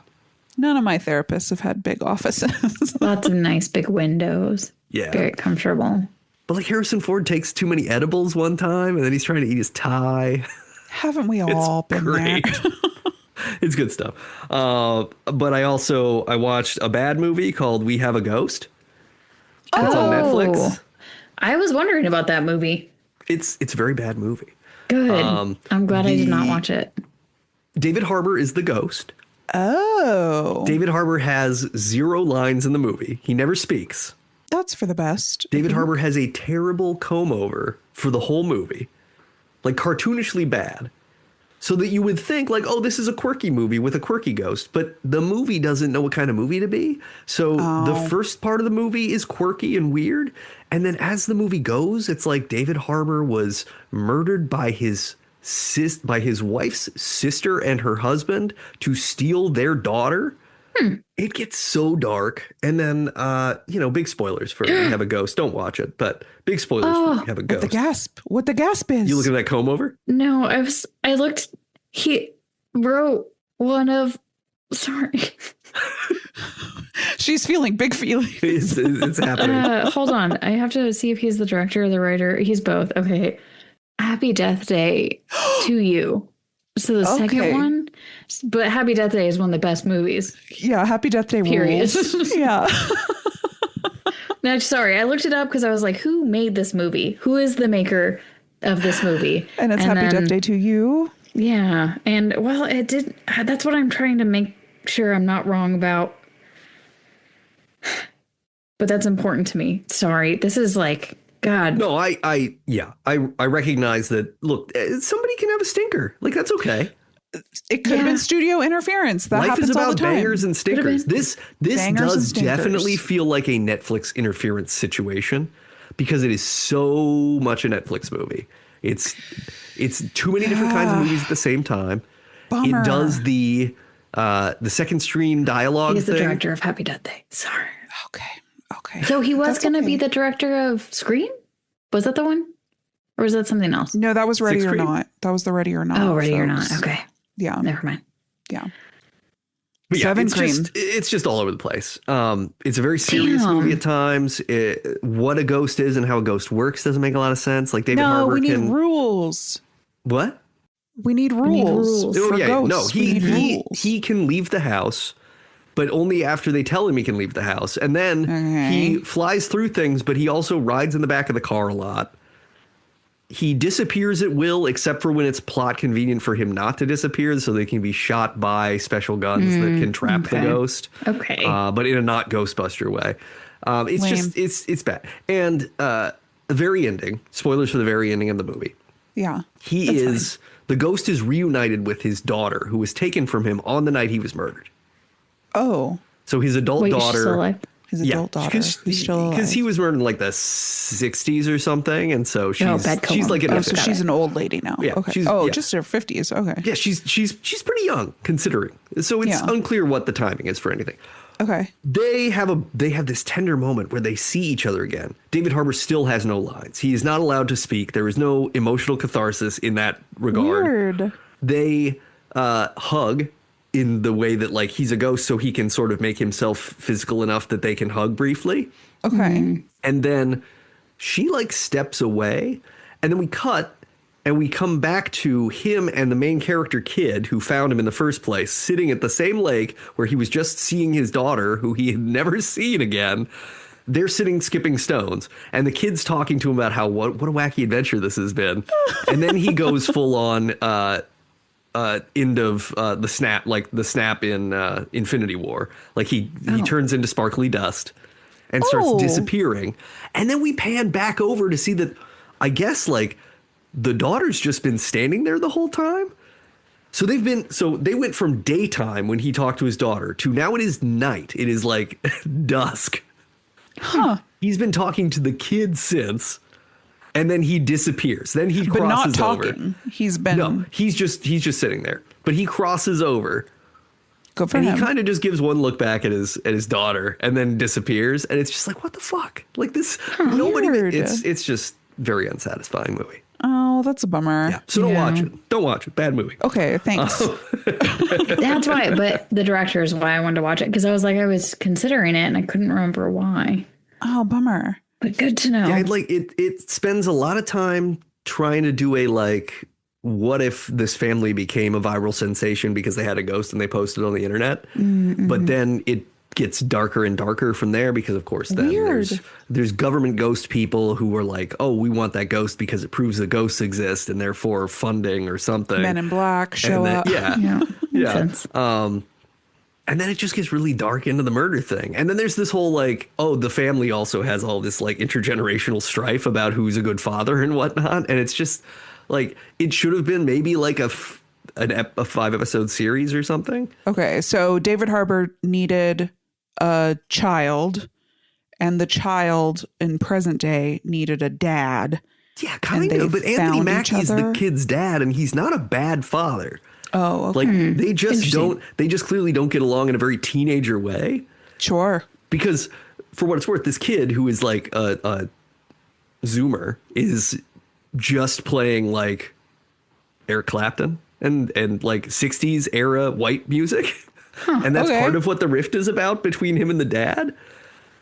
But we don't spend enough time with anybody for anything to feel like emotionally earned. The best character is there's a sassy girl that he meets at school who believes him immediately about the ghost, and she's like along for the adventure, and that gives you like the romantic subplot of the movie, and she's the most interesting one. Boy, what a great script when your like auxiliary character is the most compelling. And it's very like how they didn't have David Harbour say anything, where it just feels like, oh, Netflix owned him because of Stranger Things. And so they were just like, you stand here and we're going to green screen you making all these faces for one day.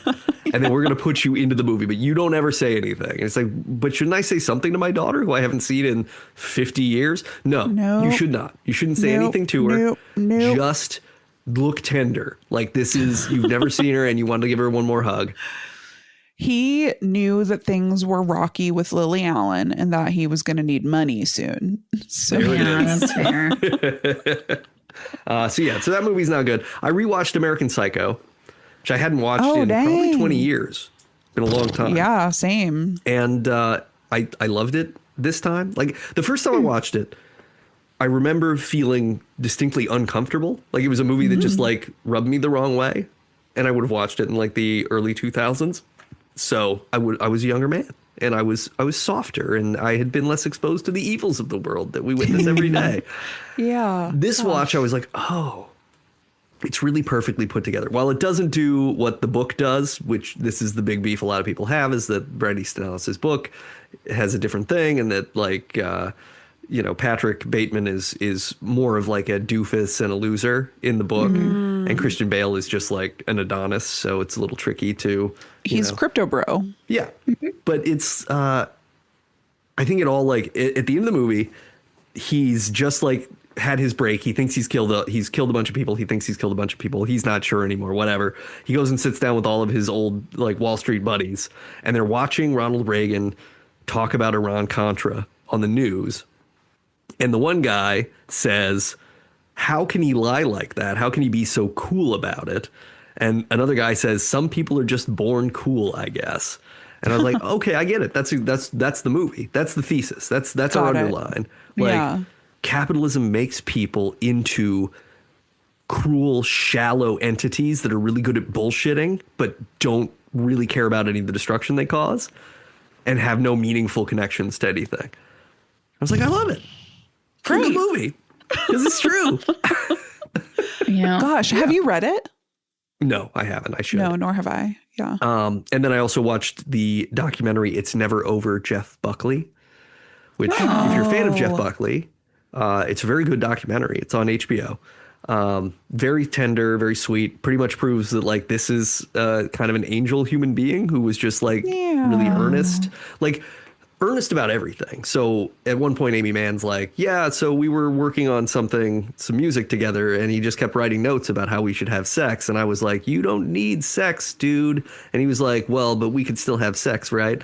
And so there's like this earnest little boy aspect to him. There's also this like just incredible musician, songwriter, like multi-talented so-and-so. And then there's several like voicemails and letters and stuff that he wrote to his mom and to like exes and things where it just proves how fully open he was in a way that like almost no one is. So it's really cool. I would recommend that one too. And yeah, no garfs. I didn't see any garfs, unfortunately. I've been garfless. I have one weird garf anecdote that I don't think that I can fully explain. So before we were recording, I was telling you guys, I don't even know that this is worth talking about, but it was a weird like garf synchronicity. Yeah, I guess synchronicity. Okay. So I was telling you guys before we recorded a garfernicity about the Project for Awesome live stream that I was watching all weekend. And for the listeners, this is an annual fundraising event.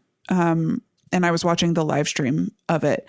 And one of the hosts was like, stop asking me why there are so many Garfields in here. That's for another project. And he never explained it. There were just a ton of Garfs. And he was like, you'll never know unless you work for this specific company. And I was like, I need to know. Yeah. Tell me about the Garfs. So that's my only Garfield.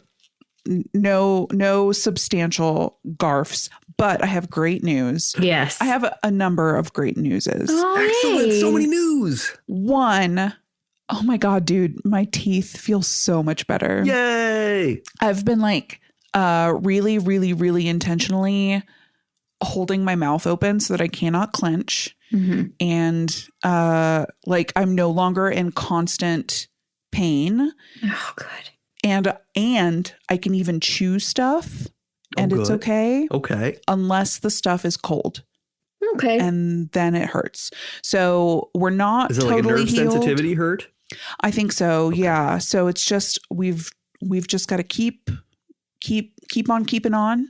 And I think that we'll be better in another week or two. That's great news. Second great news. I think I almost spoiled this earlier. I have a job. Yo! I have a job, dudes. You did it. I finally did it. I finally have a job. I start in a couple weeks. It's been a long road. So that's exciting. That rules. That rules. I'll tell you guys more about it offline. Totally. Are you going to start using word phrasing now? Saying, I'll tell you offline. We'll circle back. We'll circle back. Let's put a pin in that. Yeah, exactly. Getting ready for it. I'll have to. No, I ran out. I ran out of them. I don't know. I'm excited. I'm glad. Well, it's been a long road. So congratulations. It's been a long road. This is Thanks. big. Thank Yay. you. Yeah. Your haunted lady seems happy about it too. She's almost smiling. Does. She looks a little happier Does right she? now. Yeah. Okay, cool. Yeah. She also looks like she might be crying blood a little bit. That's also a little bit how I feel. So Yeah. It's a nice combination. she's my Dorian Gray, I suppose. She's something of a mood lady. She reflects whatever your vibe is. Yeah. So I guess I'll just keep an eye on her and me. Oh, and then I have another bit of news that's bad news. Oh, no. Which is that you guys remember those socks I made? Yes. Yeah. So cute, so beautiful. Mm-hmm. I was wearing them at a friend's house the other day, and they're too big for me. I believe I mentioned that. And because of that, I just fucking slid down their stairs as I was trying to leave their house. Oh no. And fucking bit it. And I have just an incredible tailbone bruise, you guys. Oh no. I wish I could show you, but I cannot. I feel like stairs are your mortal enemy. Stairs are my mortal enemy. Yeah. Yes. I was with Chelsea once at a bar, had not yet gotten a drink, and fell down the stairs so hard that I still have a deformity from it. And my doctor, when I went in, because of the deformity, I went into my doctor and I was like, what do I do? And she was like, don't fall again. And I fell exactly there. Oh no. Oh God.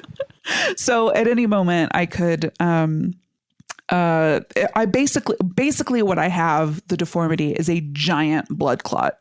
So she was like, don't fall again because it'll break up and you'll die. So I fell again. So far, so good. I guess we'll see what happens. And I will fall again. I will. I'm clumsy. I fall all the time. I'm an adult grown woman and I fall all the time. I've got the knees of a middle schooler from all the tumbles that I take. And also my tailbone is bruised to shit. So, you win some, you lose some. Hopefully the balance has been struck and we are good. No, the balance has not been struck, and that's sort of the problem. Yes. Yeah. Good.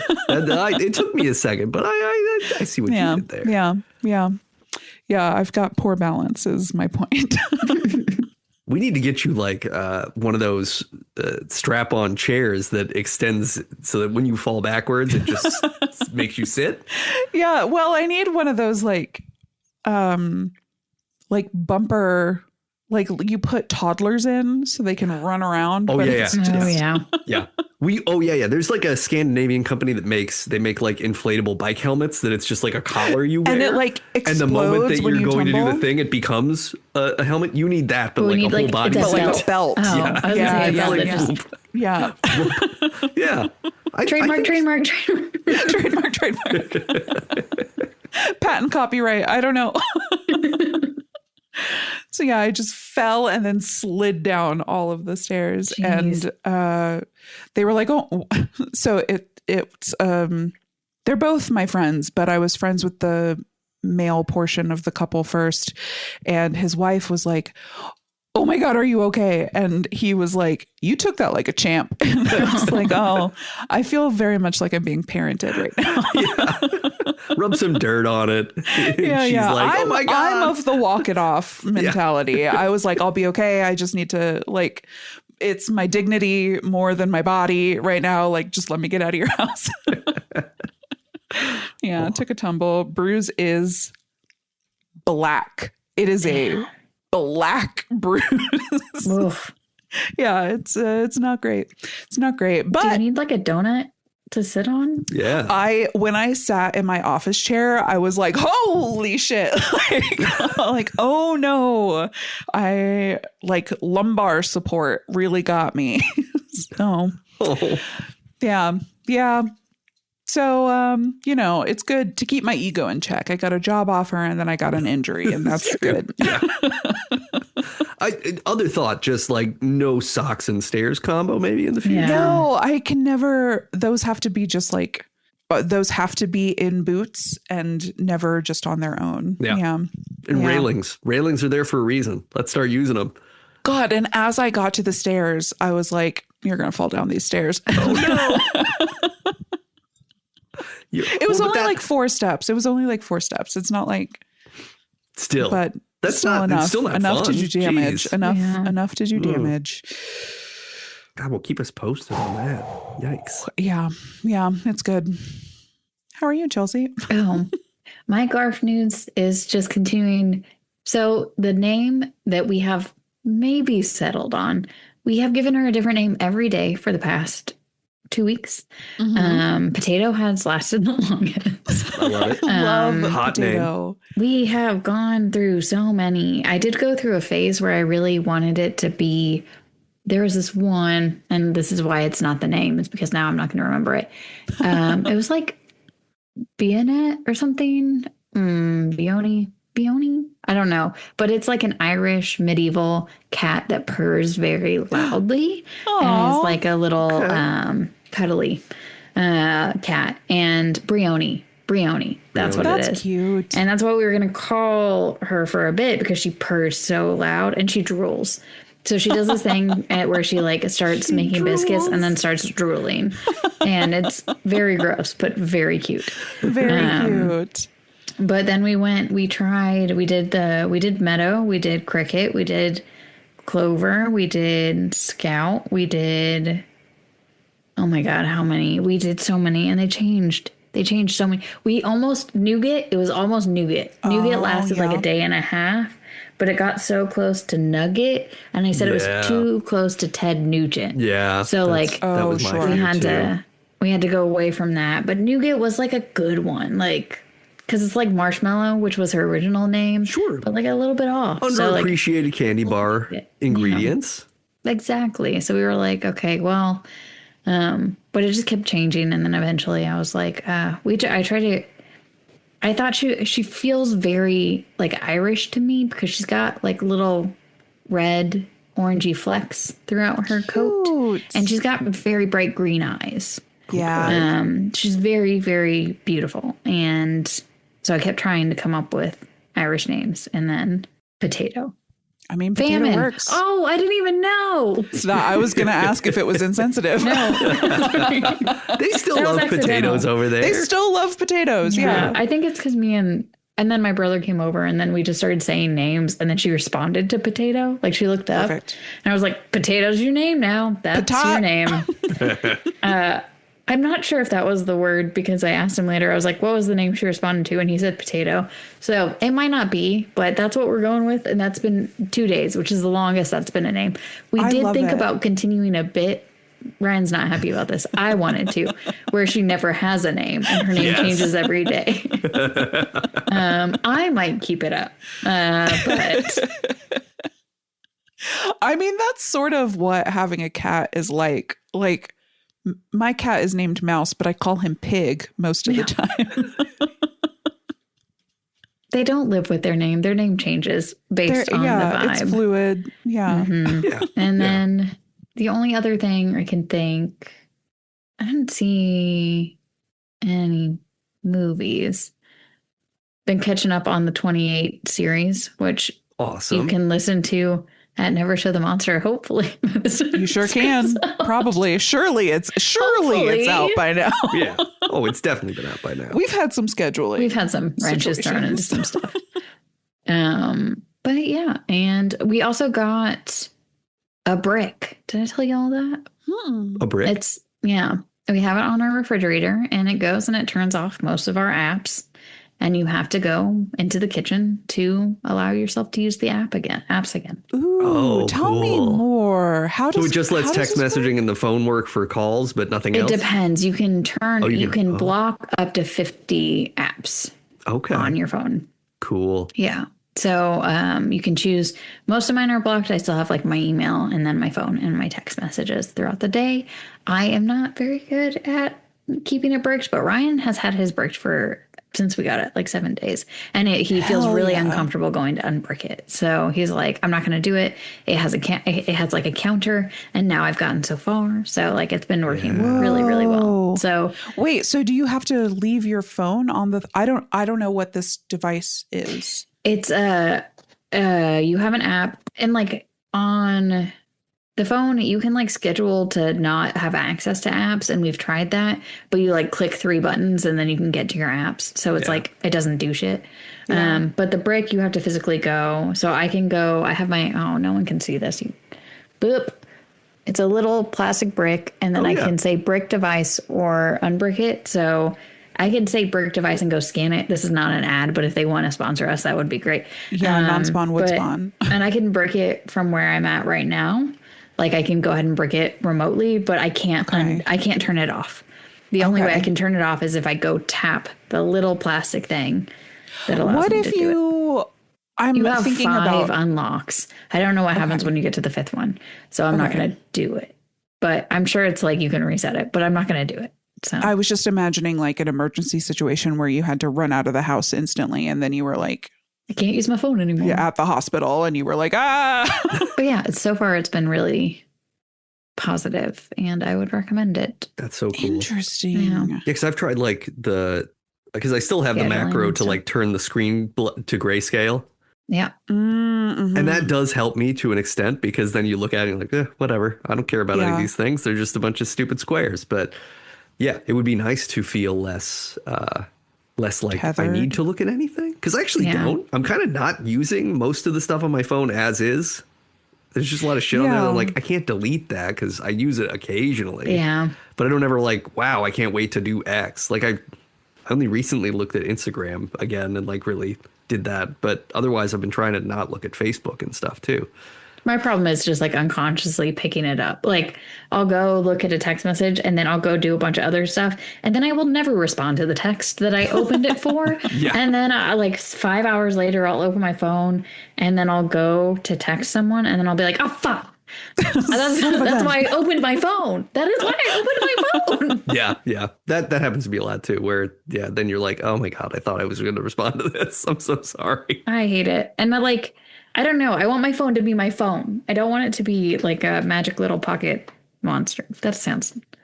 A Pokemon? I love Pokemon, so I shouldn't have said that. I hate small computer. Also, I hate big computer. Oh, yeah. But I've decided to start calling this room that I'm in now, which isn't really Is it your computer room? Yeah, I'm going to start calling it the computer room. Okay. So that this is like, instead of the office, this is the computer room. And like... It's the 90s. And I do have the screen time limit on my phone, which I'm pretty good at adhering to. Like you can extend it, and sometimes I will, but usually only if I was like actively in the middle of something. Like if I was in the middle of commenting or posting, I'll extend it. But if I was just scrolling, I'm pretty good at at just being Putting like, it okay, away. I'm out of Instagram minutes today. But Instagram, I am so close to being done with, dude. I am so close. Like I'm down to, I just check my notifications first thing in the morning and then I don't look at it the rest of the day. Yeah. And nice. I don't miss it. And furthermore, I am looking at those notifications begrudgingly. I'm like, I gotta go look at these fucking notifications That's how I'm with because I have Facebook, man. friends or whatever. Facebook has started aggressively emailing me. This person commented on this other turn post. all of that off. Yeah, I hate that. Unsubscribe. Yeah, I need to do that. Oh, when I broke my phone, that's what I did, is just go through and unsubscribe on my email. I was like, okay, finally, I have time to do all this stuff that I've been putting off. Ruthlessly unsubscribe. I ruthlessly unsubscribe. I Like need to do that every again. email that comes in, I'm like, fucking unsubscribe, unsubscribe, unsubscribe. Oh, I just signed up for a promo code for this one thing that I need to buy. And then they send me the confirmation and I'm like, unsubscribe instantly. Yeah. I want nothing more to do with you. One thing I had been thinking about, ironically, is that we don't have an official Debut Buddies social media thing. That's right. And it might be valid to do that and then repost every episode with an image because we haven't really done that. But I also don't feel like doing that. I think it's necessary, but I don't feel like doing it. So Well, we've got the Debut Buddies Blue Sky. yeah, that's true. We do have the Blue Sky, but nobody follows that. Well, because we're not active. Whoa. Whoa. I mean, no, wait. Thousands of people follow it, and they keep asking, why aren't you guys posting more? Yeah. That's right. That's right. I don't know. I feel like people want to ask us questions maybe sometimes. I think so. Over email, it might be a little intimidating, but over social media, it's less intimidating. This is true. Yeah. So, Yeah, so maybe I'll make an Instagram for us because it's photo based and easy to share sound clips, I guess. You know what? I have gotten specific feedback that people wish that we had an Instagram. Okay. All Damn. right. So we We're need to make that happen. being pushed into it. Okay. We will somehow do that together, whether I do it myself or whether this is a team effort to make We'll sure do that it it. happens. We'll do it. We'll do that. I also found out today, not the today of the release of the episode, but the today of recording, which would be the middle of February, that Apple is introducing yet more podcast monetization in the form of video, which I'm very conflicted about from the whole standpoint of like the point of a podcast is you aren't looking at a thing. Like, Yep. if we're doing video of us talking the whole time, Now we just have an now we have a internet TV show? Yeah. And like, but why? Yeah. Yeah. I don't know. That's something, listeners, what's your take on that? Do you want to see our dumb faces or are you happy with our dumb voices? DebutBuddies@gmail.com. Because I mean, I put think effort. we're all confident enough to be both happy with our dumb faces and our dumb voices individually. But what you want is what matters to us. Skincare is my hyperfixation, so I think we should all be looking at my skin. Oh yeah. I've been moisturizing. Hell yeah. You can't Good tell job, because the dude. camera on this laptop is terrible. What kind of moisturizer have you been using? What is it? It's something that Jenny buys that she said isn't that expensive. What does it it has look a like? fun like it's a cylinder. Okay. And it has a round cap. And you push down the entirety of the outside of it, and the moisturizer squeezes out of like a central thing. This is a pretty classic that's- moisturizer packaging that you're Okay, describing. great. It's that one. I like those. I like those a lot because you don't have to dig your grubby little fingers into them. Yeah, it's perfect. It dispenses up top. Yeah. But it's been really nice because I kind of was like, hey, I probably want to make sure that I look as young as I possibly can while I remain 172 years old. Maybe I could look 171. If you're lucky. You got to get yourself one of these Dorian Gray portraits. I need to find a spooky man and I can put him right here. And he can just watch us while we do the show. Oh, have you guys watched Beauty? No, not yet. I've heard that it's kind of good. I am caught up. Okay. Okay. Vincent D'Onofrio's in it. Great. We talked about him earlier, so that's good. We did. Yeah, it's good overlap. Is it good or is it bad? Or is it both? I'm trying to. This is a Ryan Murphy show, right? So it can be both. It is almost certainly both. Kind of feel like a season of American Horror Story that they have. Okay. made into a different show. That kind of like, yeah. I feel like Ryan Murphy's stuff sort of feels like, oh, this was a Except for season of Glee, but we 911. changed this. Oh, okay. Right. But yeah.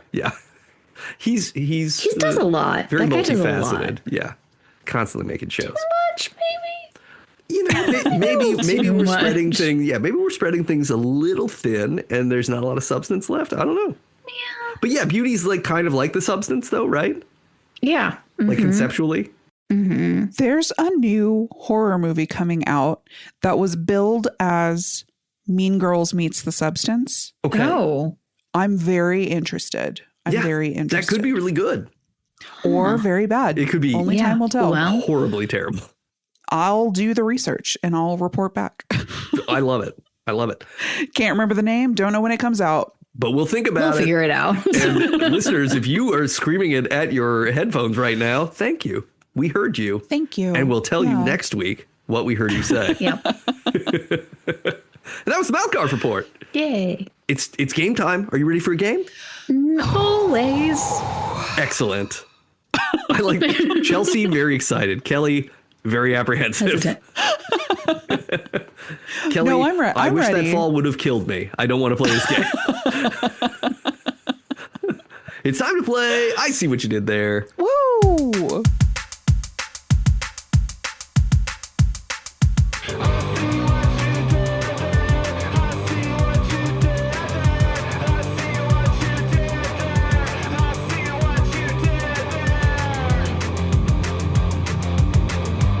This is going to all be Kelly's got this. sci-fi, Philip K. Dick, and a little bit of the adaptation of the thing. So it's all interlaced. It'll be a little bit from the Out of This World show. It's cool. No, everything's accessible. Okay. Don't worry. I'm You've worried. already mentioned Everything can be explained by saying a bunch of other words that have nothing to do with the original clue. Yeah, we'll get there. We'll get there. We'll get there. That's right. We've talked about at least two of these things, three really. Perfect. Already. So okay. here we go. Number one. This is the year in which Denis Villeneuve's Blade Runner sequel takes place. And this dystopian novel by George Orwell explores a totalitarian future of mass surveillance, newspeak, and thought crime. 2019-84. The sequel, the Blade Runner sequel. But you were What correct. year it came out? Did you not say, 2048? The year it takes Wait, place. what? Yeah, it's Blade Runner 2044. That's not right. 2049. It's 2049. 49. Yeah. 49. But you got it. Wait, no, when you said it, I was like, what year did it come out? Is what my brain went to, and not what. And the beautiful thing is that it What works. year did it come out? Yeah. But yes, 2040, 1984 was what I was going for. 1984. And you Yeah, did it. You did the thing, Chelsea. You saw what I did. Yeah. No, I fucked up pretty bad. Thank you for letting me say I the could have wrong written thing the question 4 better. times. I could have written the question better. No, That's what I'm going to say. no, You both did a I'm great not job. accepting that. And I brought nothing to the table. Okay, number two. Boris Karloff, host of Out of This World, most famously portrayed this horror fiction character. And this is a prominent German-American piano company headquartered in New York. Kelly, do you know the first one? Is it Frankenstein Way?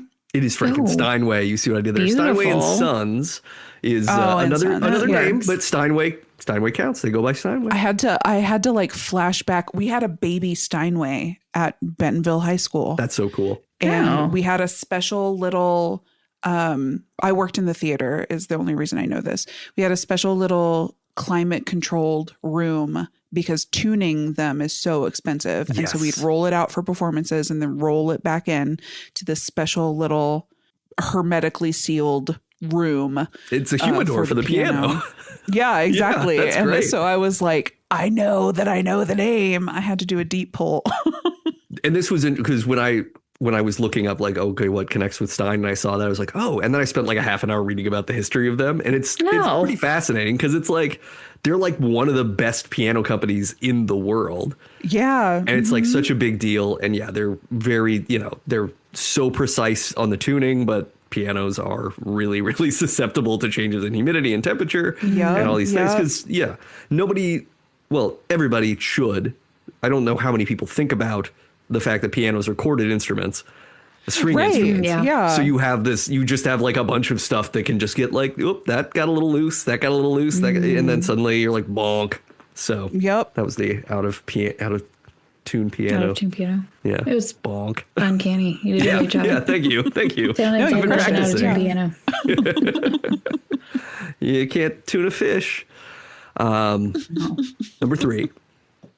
This term means musical content, like what I just gave as an example, that is not at the expected frequency or pitch, or a person or situation being out of step with what's considered normal or appropriate.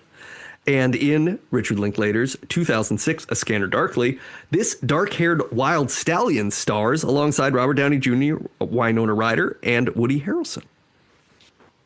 Wow, that's an incredible cast. It is. Yeah, right? Damn. What was the first part? This Do you term remember? means musical content that is not at the expected frequency or pitch. And what's the second part? This dark-haired wild stallion stars alongside Robert Downey Jr. Look at that one. But the first one, you said multiple things. You left out something about the first one. Well, the parenthetical was, or a person or situation being out of step with what is considered normal or appropriate. I have a word in mind, but it's not. Off key, Keanu Reeves. There Off it Keanu is. Reeves. You see what I did there? Boom. That's much better than what I had. What was yours? your word? I was like Keanu Reeves, like Oh, like discordant, discordant. but I Yeah, was I like, like that's too far away. That's not a close enough connection. What we will do is I will do here bonus. No. This part 1. This is a multi-user chat room program hosted on the internet, and this actor joined the cast of Glee in season 4, and his last name sounds like something above roadways. Oh.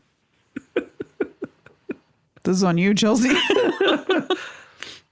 I'm shooting from the hip. It's not well Okay. curated. The first one. Discord. Yeah. Yep. And does it start in the season 4? I think that's when he shows up. I'm not positive. think that's what Discord, Aaron, Chris? That's not right, right? No. The actor's name is actually Cord Overstreet. That's his name. Cord Overstreet. Yeah, so Discord. Yeah, I was never Overstreet gonna was get what I was there. gonna go for. Yeah. No, that's a good one. I just didn't have the that was knowledge. good. No, look, it could have been it could have been penned better. Look, let's go to number 4. Let's forget that ever happened. That was beautiful. No, you Thank did a great so job. much. Okay. In this PKD book and its movie adaptation, precogs inform the police pre-crime division of suspects so that they can arrest them before they commit crimes. And these are the nautical terms for watercraft and spacecraft, referring respectively to the left and right sides of the vessel when aboard and facing toward the bow. Minority Report and Starboard. You see what I did there? Minority Report and Starboard. Nice. Yeah. Okay, number 5. Here we go. Adherents of this religious belief subscribe to a radical form of philosophical idealism, believing that reality is purely spiritual and the material world an illusion, including the view that disease is a mental error rather than a physical disorder, and that the sick should be treated not by medicine, but by a form of prayer that seeks to correct the beliefs responsible for the illusion of ill health. They also have nice reading rooms. And PKD wrote primarily in this genre, featuring futuristic and technological themes. Christian science fiction. You see what I did there? Yay! Yeah. Right? R.I.P. Val Kilmer. Yeah, notable Christian scientist. Aw. Notable Christian scientist. Did he not seek treatment for things because of He his Christian did, I science? think. Okay. I think he did. Yeah, but like, I don't think as much as he should have. Okay. Am I wrong? I don't know. I don't know. We don't they know. were very We don't know. private about the things, so I'm not sure about how much. But there was definitely, like, he had to have gotten stuff removed, right? Yes. So, Yeah. And that He takes definitely doctors. had stuff removed by the end of his life. It was clear that things had been. Yeah. His documentary was I find great. Christian Science fascinating, though. And fascinating because, like, Christian Science reading room is, like, something that feels ubiquitous, but I had no idea what the underlying what do they do in system the of reading beliefs rooms? were. They should read? As long as I don't they're know. library? There's one up the street and they just have a bunch of brochures out front. I've never been in. Yeah. You should Maybe I go should in. go in. Go in. Yeah. Well, you can't read I'll go. science. You can just read Christian. Yeah.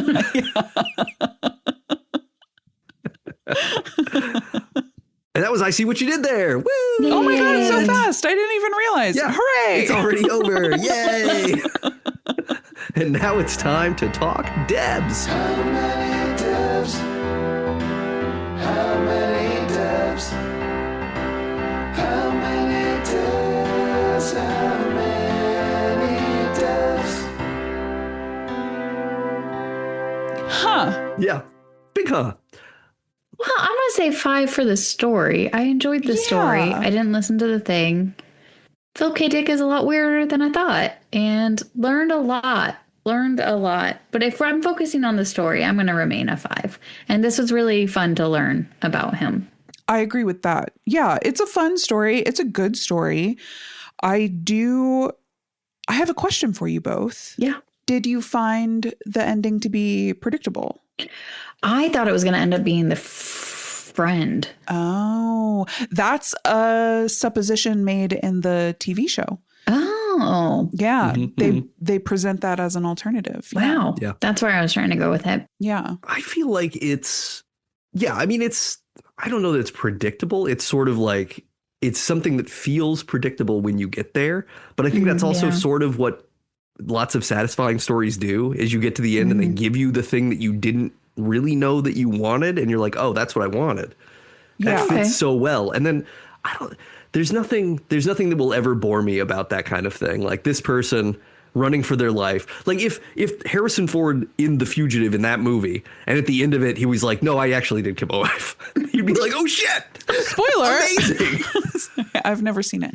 I just meant I literally predicted the ending, which wasn't meant to be a criticism in any way. Like that's not the point of the story, really. So did you predict that once he figured out he was, that No, was the not trigger? that specifically. Okay. No, You figured he not was the phrase imposter, though. specifically. I knew that he was the Yeah. imposter. Oh, totally. Yeah.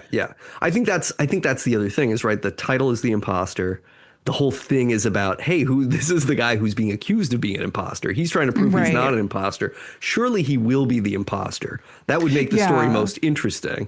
But then it's what being the imposter means. That's so What are the interesting. implications? Yeah. Because you kind of get to know him through the story and you're like, oh, this guy's a little bit of a conscientious objector. He's actually really human and he cares about this stuff. So at least the cool thing is when we determine that he's a robot, he won't speak the words to blow everything up. And then it's like, oh no, it's just realizing that you're the thing that causes it, which is so fun. And then that's like the whole other layer, right? Yeah. Like the outspacers had that forethought and have the number of humanity down pat that they could predict all of these actions of this one human and make it or not the human of the robot. Because if they just left him alone, he would just live his life, right? Yeah, he never would have. He would have just been a normal person who was a bomb the whole time, but never would have blown up. And never would have known. Yeah, so I didn't predict that part, but like, I don't know. I read some comments on Reddit where people were like really shocked by it, and I was like, I don't think that you read very much. It is fascinating that the premise is basically humans are so hardwired and driven to prove their humanity and disprove the humanity of others that the aliens can be like, oh yeah, all we got to do is send somebody down there and have something seem off. Yeah. And they will turn on him and then he will do everything he can to clear his name. And in doing so, he will destroy them. He'll wreck them. Shit. Like, because it makes one of maybe our the presumed best things about being human / he's writing from an American perspective. Being American is this like individualism. I can define who I am the moment he defines who he is. That's it. Yeah. Fucking A. Fucking A. Yeah. Yeah. No, Chelsea, you're right. The story's got to be a 5. Yeah. The story's got to be a 5. I think it's all a 5 because I think like everything that like not every writer lives everything about their stuff. And like Philip K. Dick is very similar to Stephen King in that they both have done like they both went through, hey, we're doing a lot of alcohol and drugs and getting fucked up and basically having a horror life, having a science fiction metaphysical like drifting psychedelic life. It's just it didn't work out for Philip K. Dick because he never became commercially successful enough. And a lot of that was timing. Like if he had been born 20 years later, who knows? He might be still releasing like terrible, reductive versions of books that he's already written right now. Ooh, Stephen King. No, I mean, look, Stephen King, if you're listening, please come on the podcast and I will apologize to you in person because you're a genius.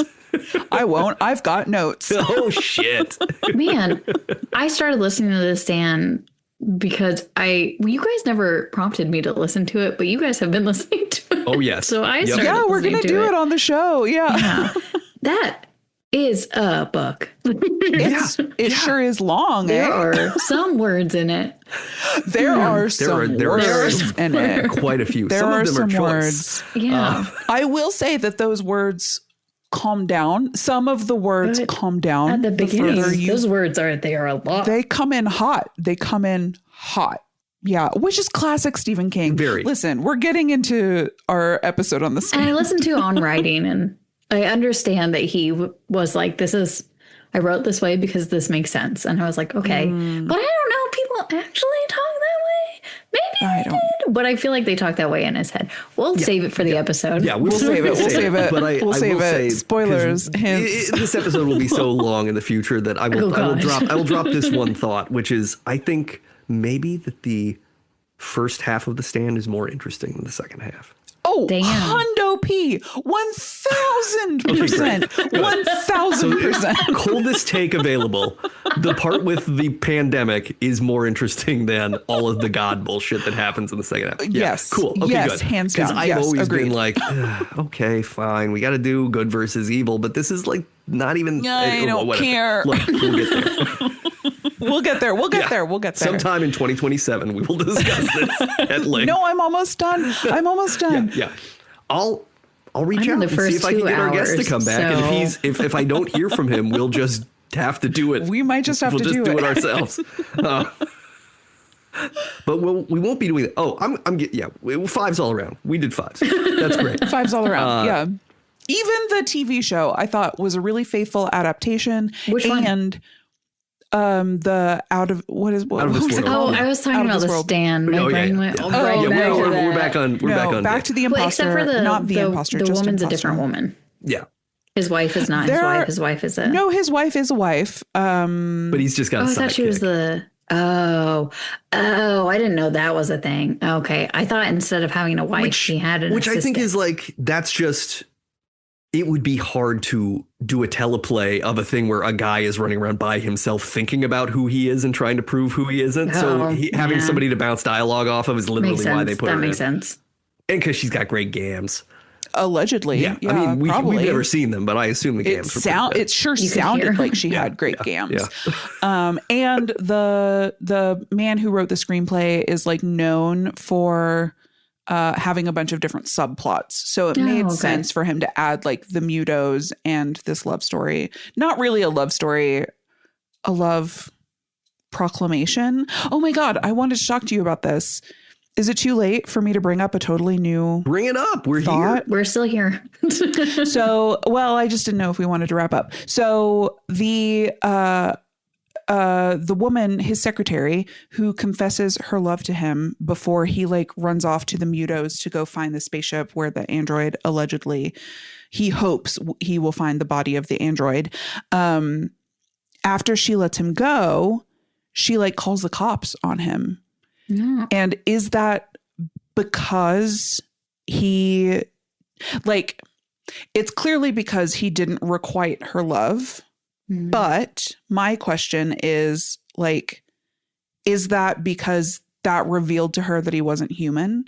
Like in being like, I'm not interested. Was she like, oh, fuck, maybe this is an android? Or is it just a classic like honeypot situation where she was going to entrap him by there being like, okay, you love me. And then the cops would be at her apartment or whatever when they went to Because it is weird that they called her for all of his friends' addresses and staked out all of their homes, but didn't stake out the secretary. Yeah, it could be that. You can't trust anybody. That's the other thing, right? Like everybody's been radicalized a certain way. And just by being slightly different, you're an enemy of the state. You're an enemy. Yeah. I don't know. But here's what I will say is that I don't use this word very often unless I mean it respectfully. But while I was listening to this episode, I was just like, what a bitch. I mean, it is like, that's a betrayal. That's a betrayal. And I even had already read the short story, so I knew that he wasn't human. And I still was like, rude. But he didn't, so. He didn't. She didn't, presumably. Maybe, rude. Maybe if we could have seen the video, you would have seen her cross human off of a list, and then it would have been clearer what was going on when she made that decision. But we were missing a lot of. Plus, it's missing like 15 minutes or something of audio too. And I was trying to think, what's missing? Yeah, I don't know. What's missing? Because we've got firmly the beginning, we've got firmly the end, so it's got to be something in the middle. But I don't feel like we missed anything from the text.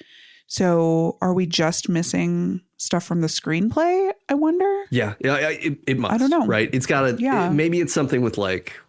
I think probably with the mutos. I think probably there was more. Oh, that's fair. Them. Yeah, there's probably a lot of muto stuff. Maybe he's like nice to the mutos and then she's grossed out by that too. I don't know. Oh, maybe. She was very much like, you can't go out there. Yeah. She's her own kind of racist. And he's the only open-minded person because he just needs to be accepted somewhere. Well, because he's an android. Yeah.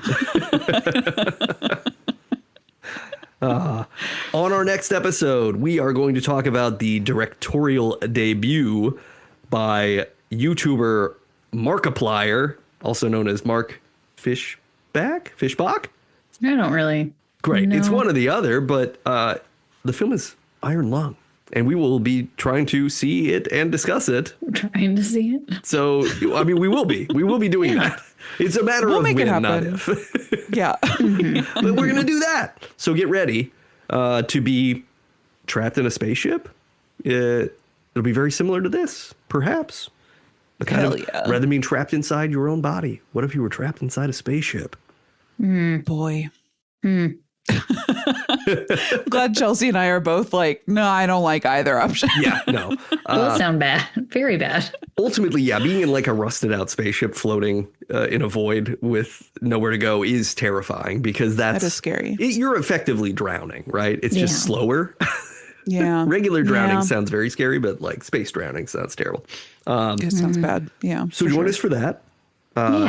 If you like this episode, please subscribe, rate, and review us wherever you listen. You can go to Apple Podcasts, give us 5 stars, and tell us how you were connected to Philip K. Dick. Or how about this? If you think you're an imposter, don't say because you'll destroy the earth. But if you know you're not, say, I'm definitely human. What if that's the phrase? No, it could be the phrase. Shit.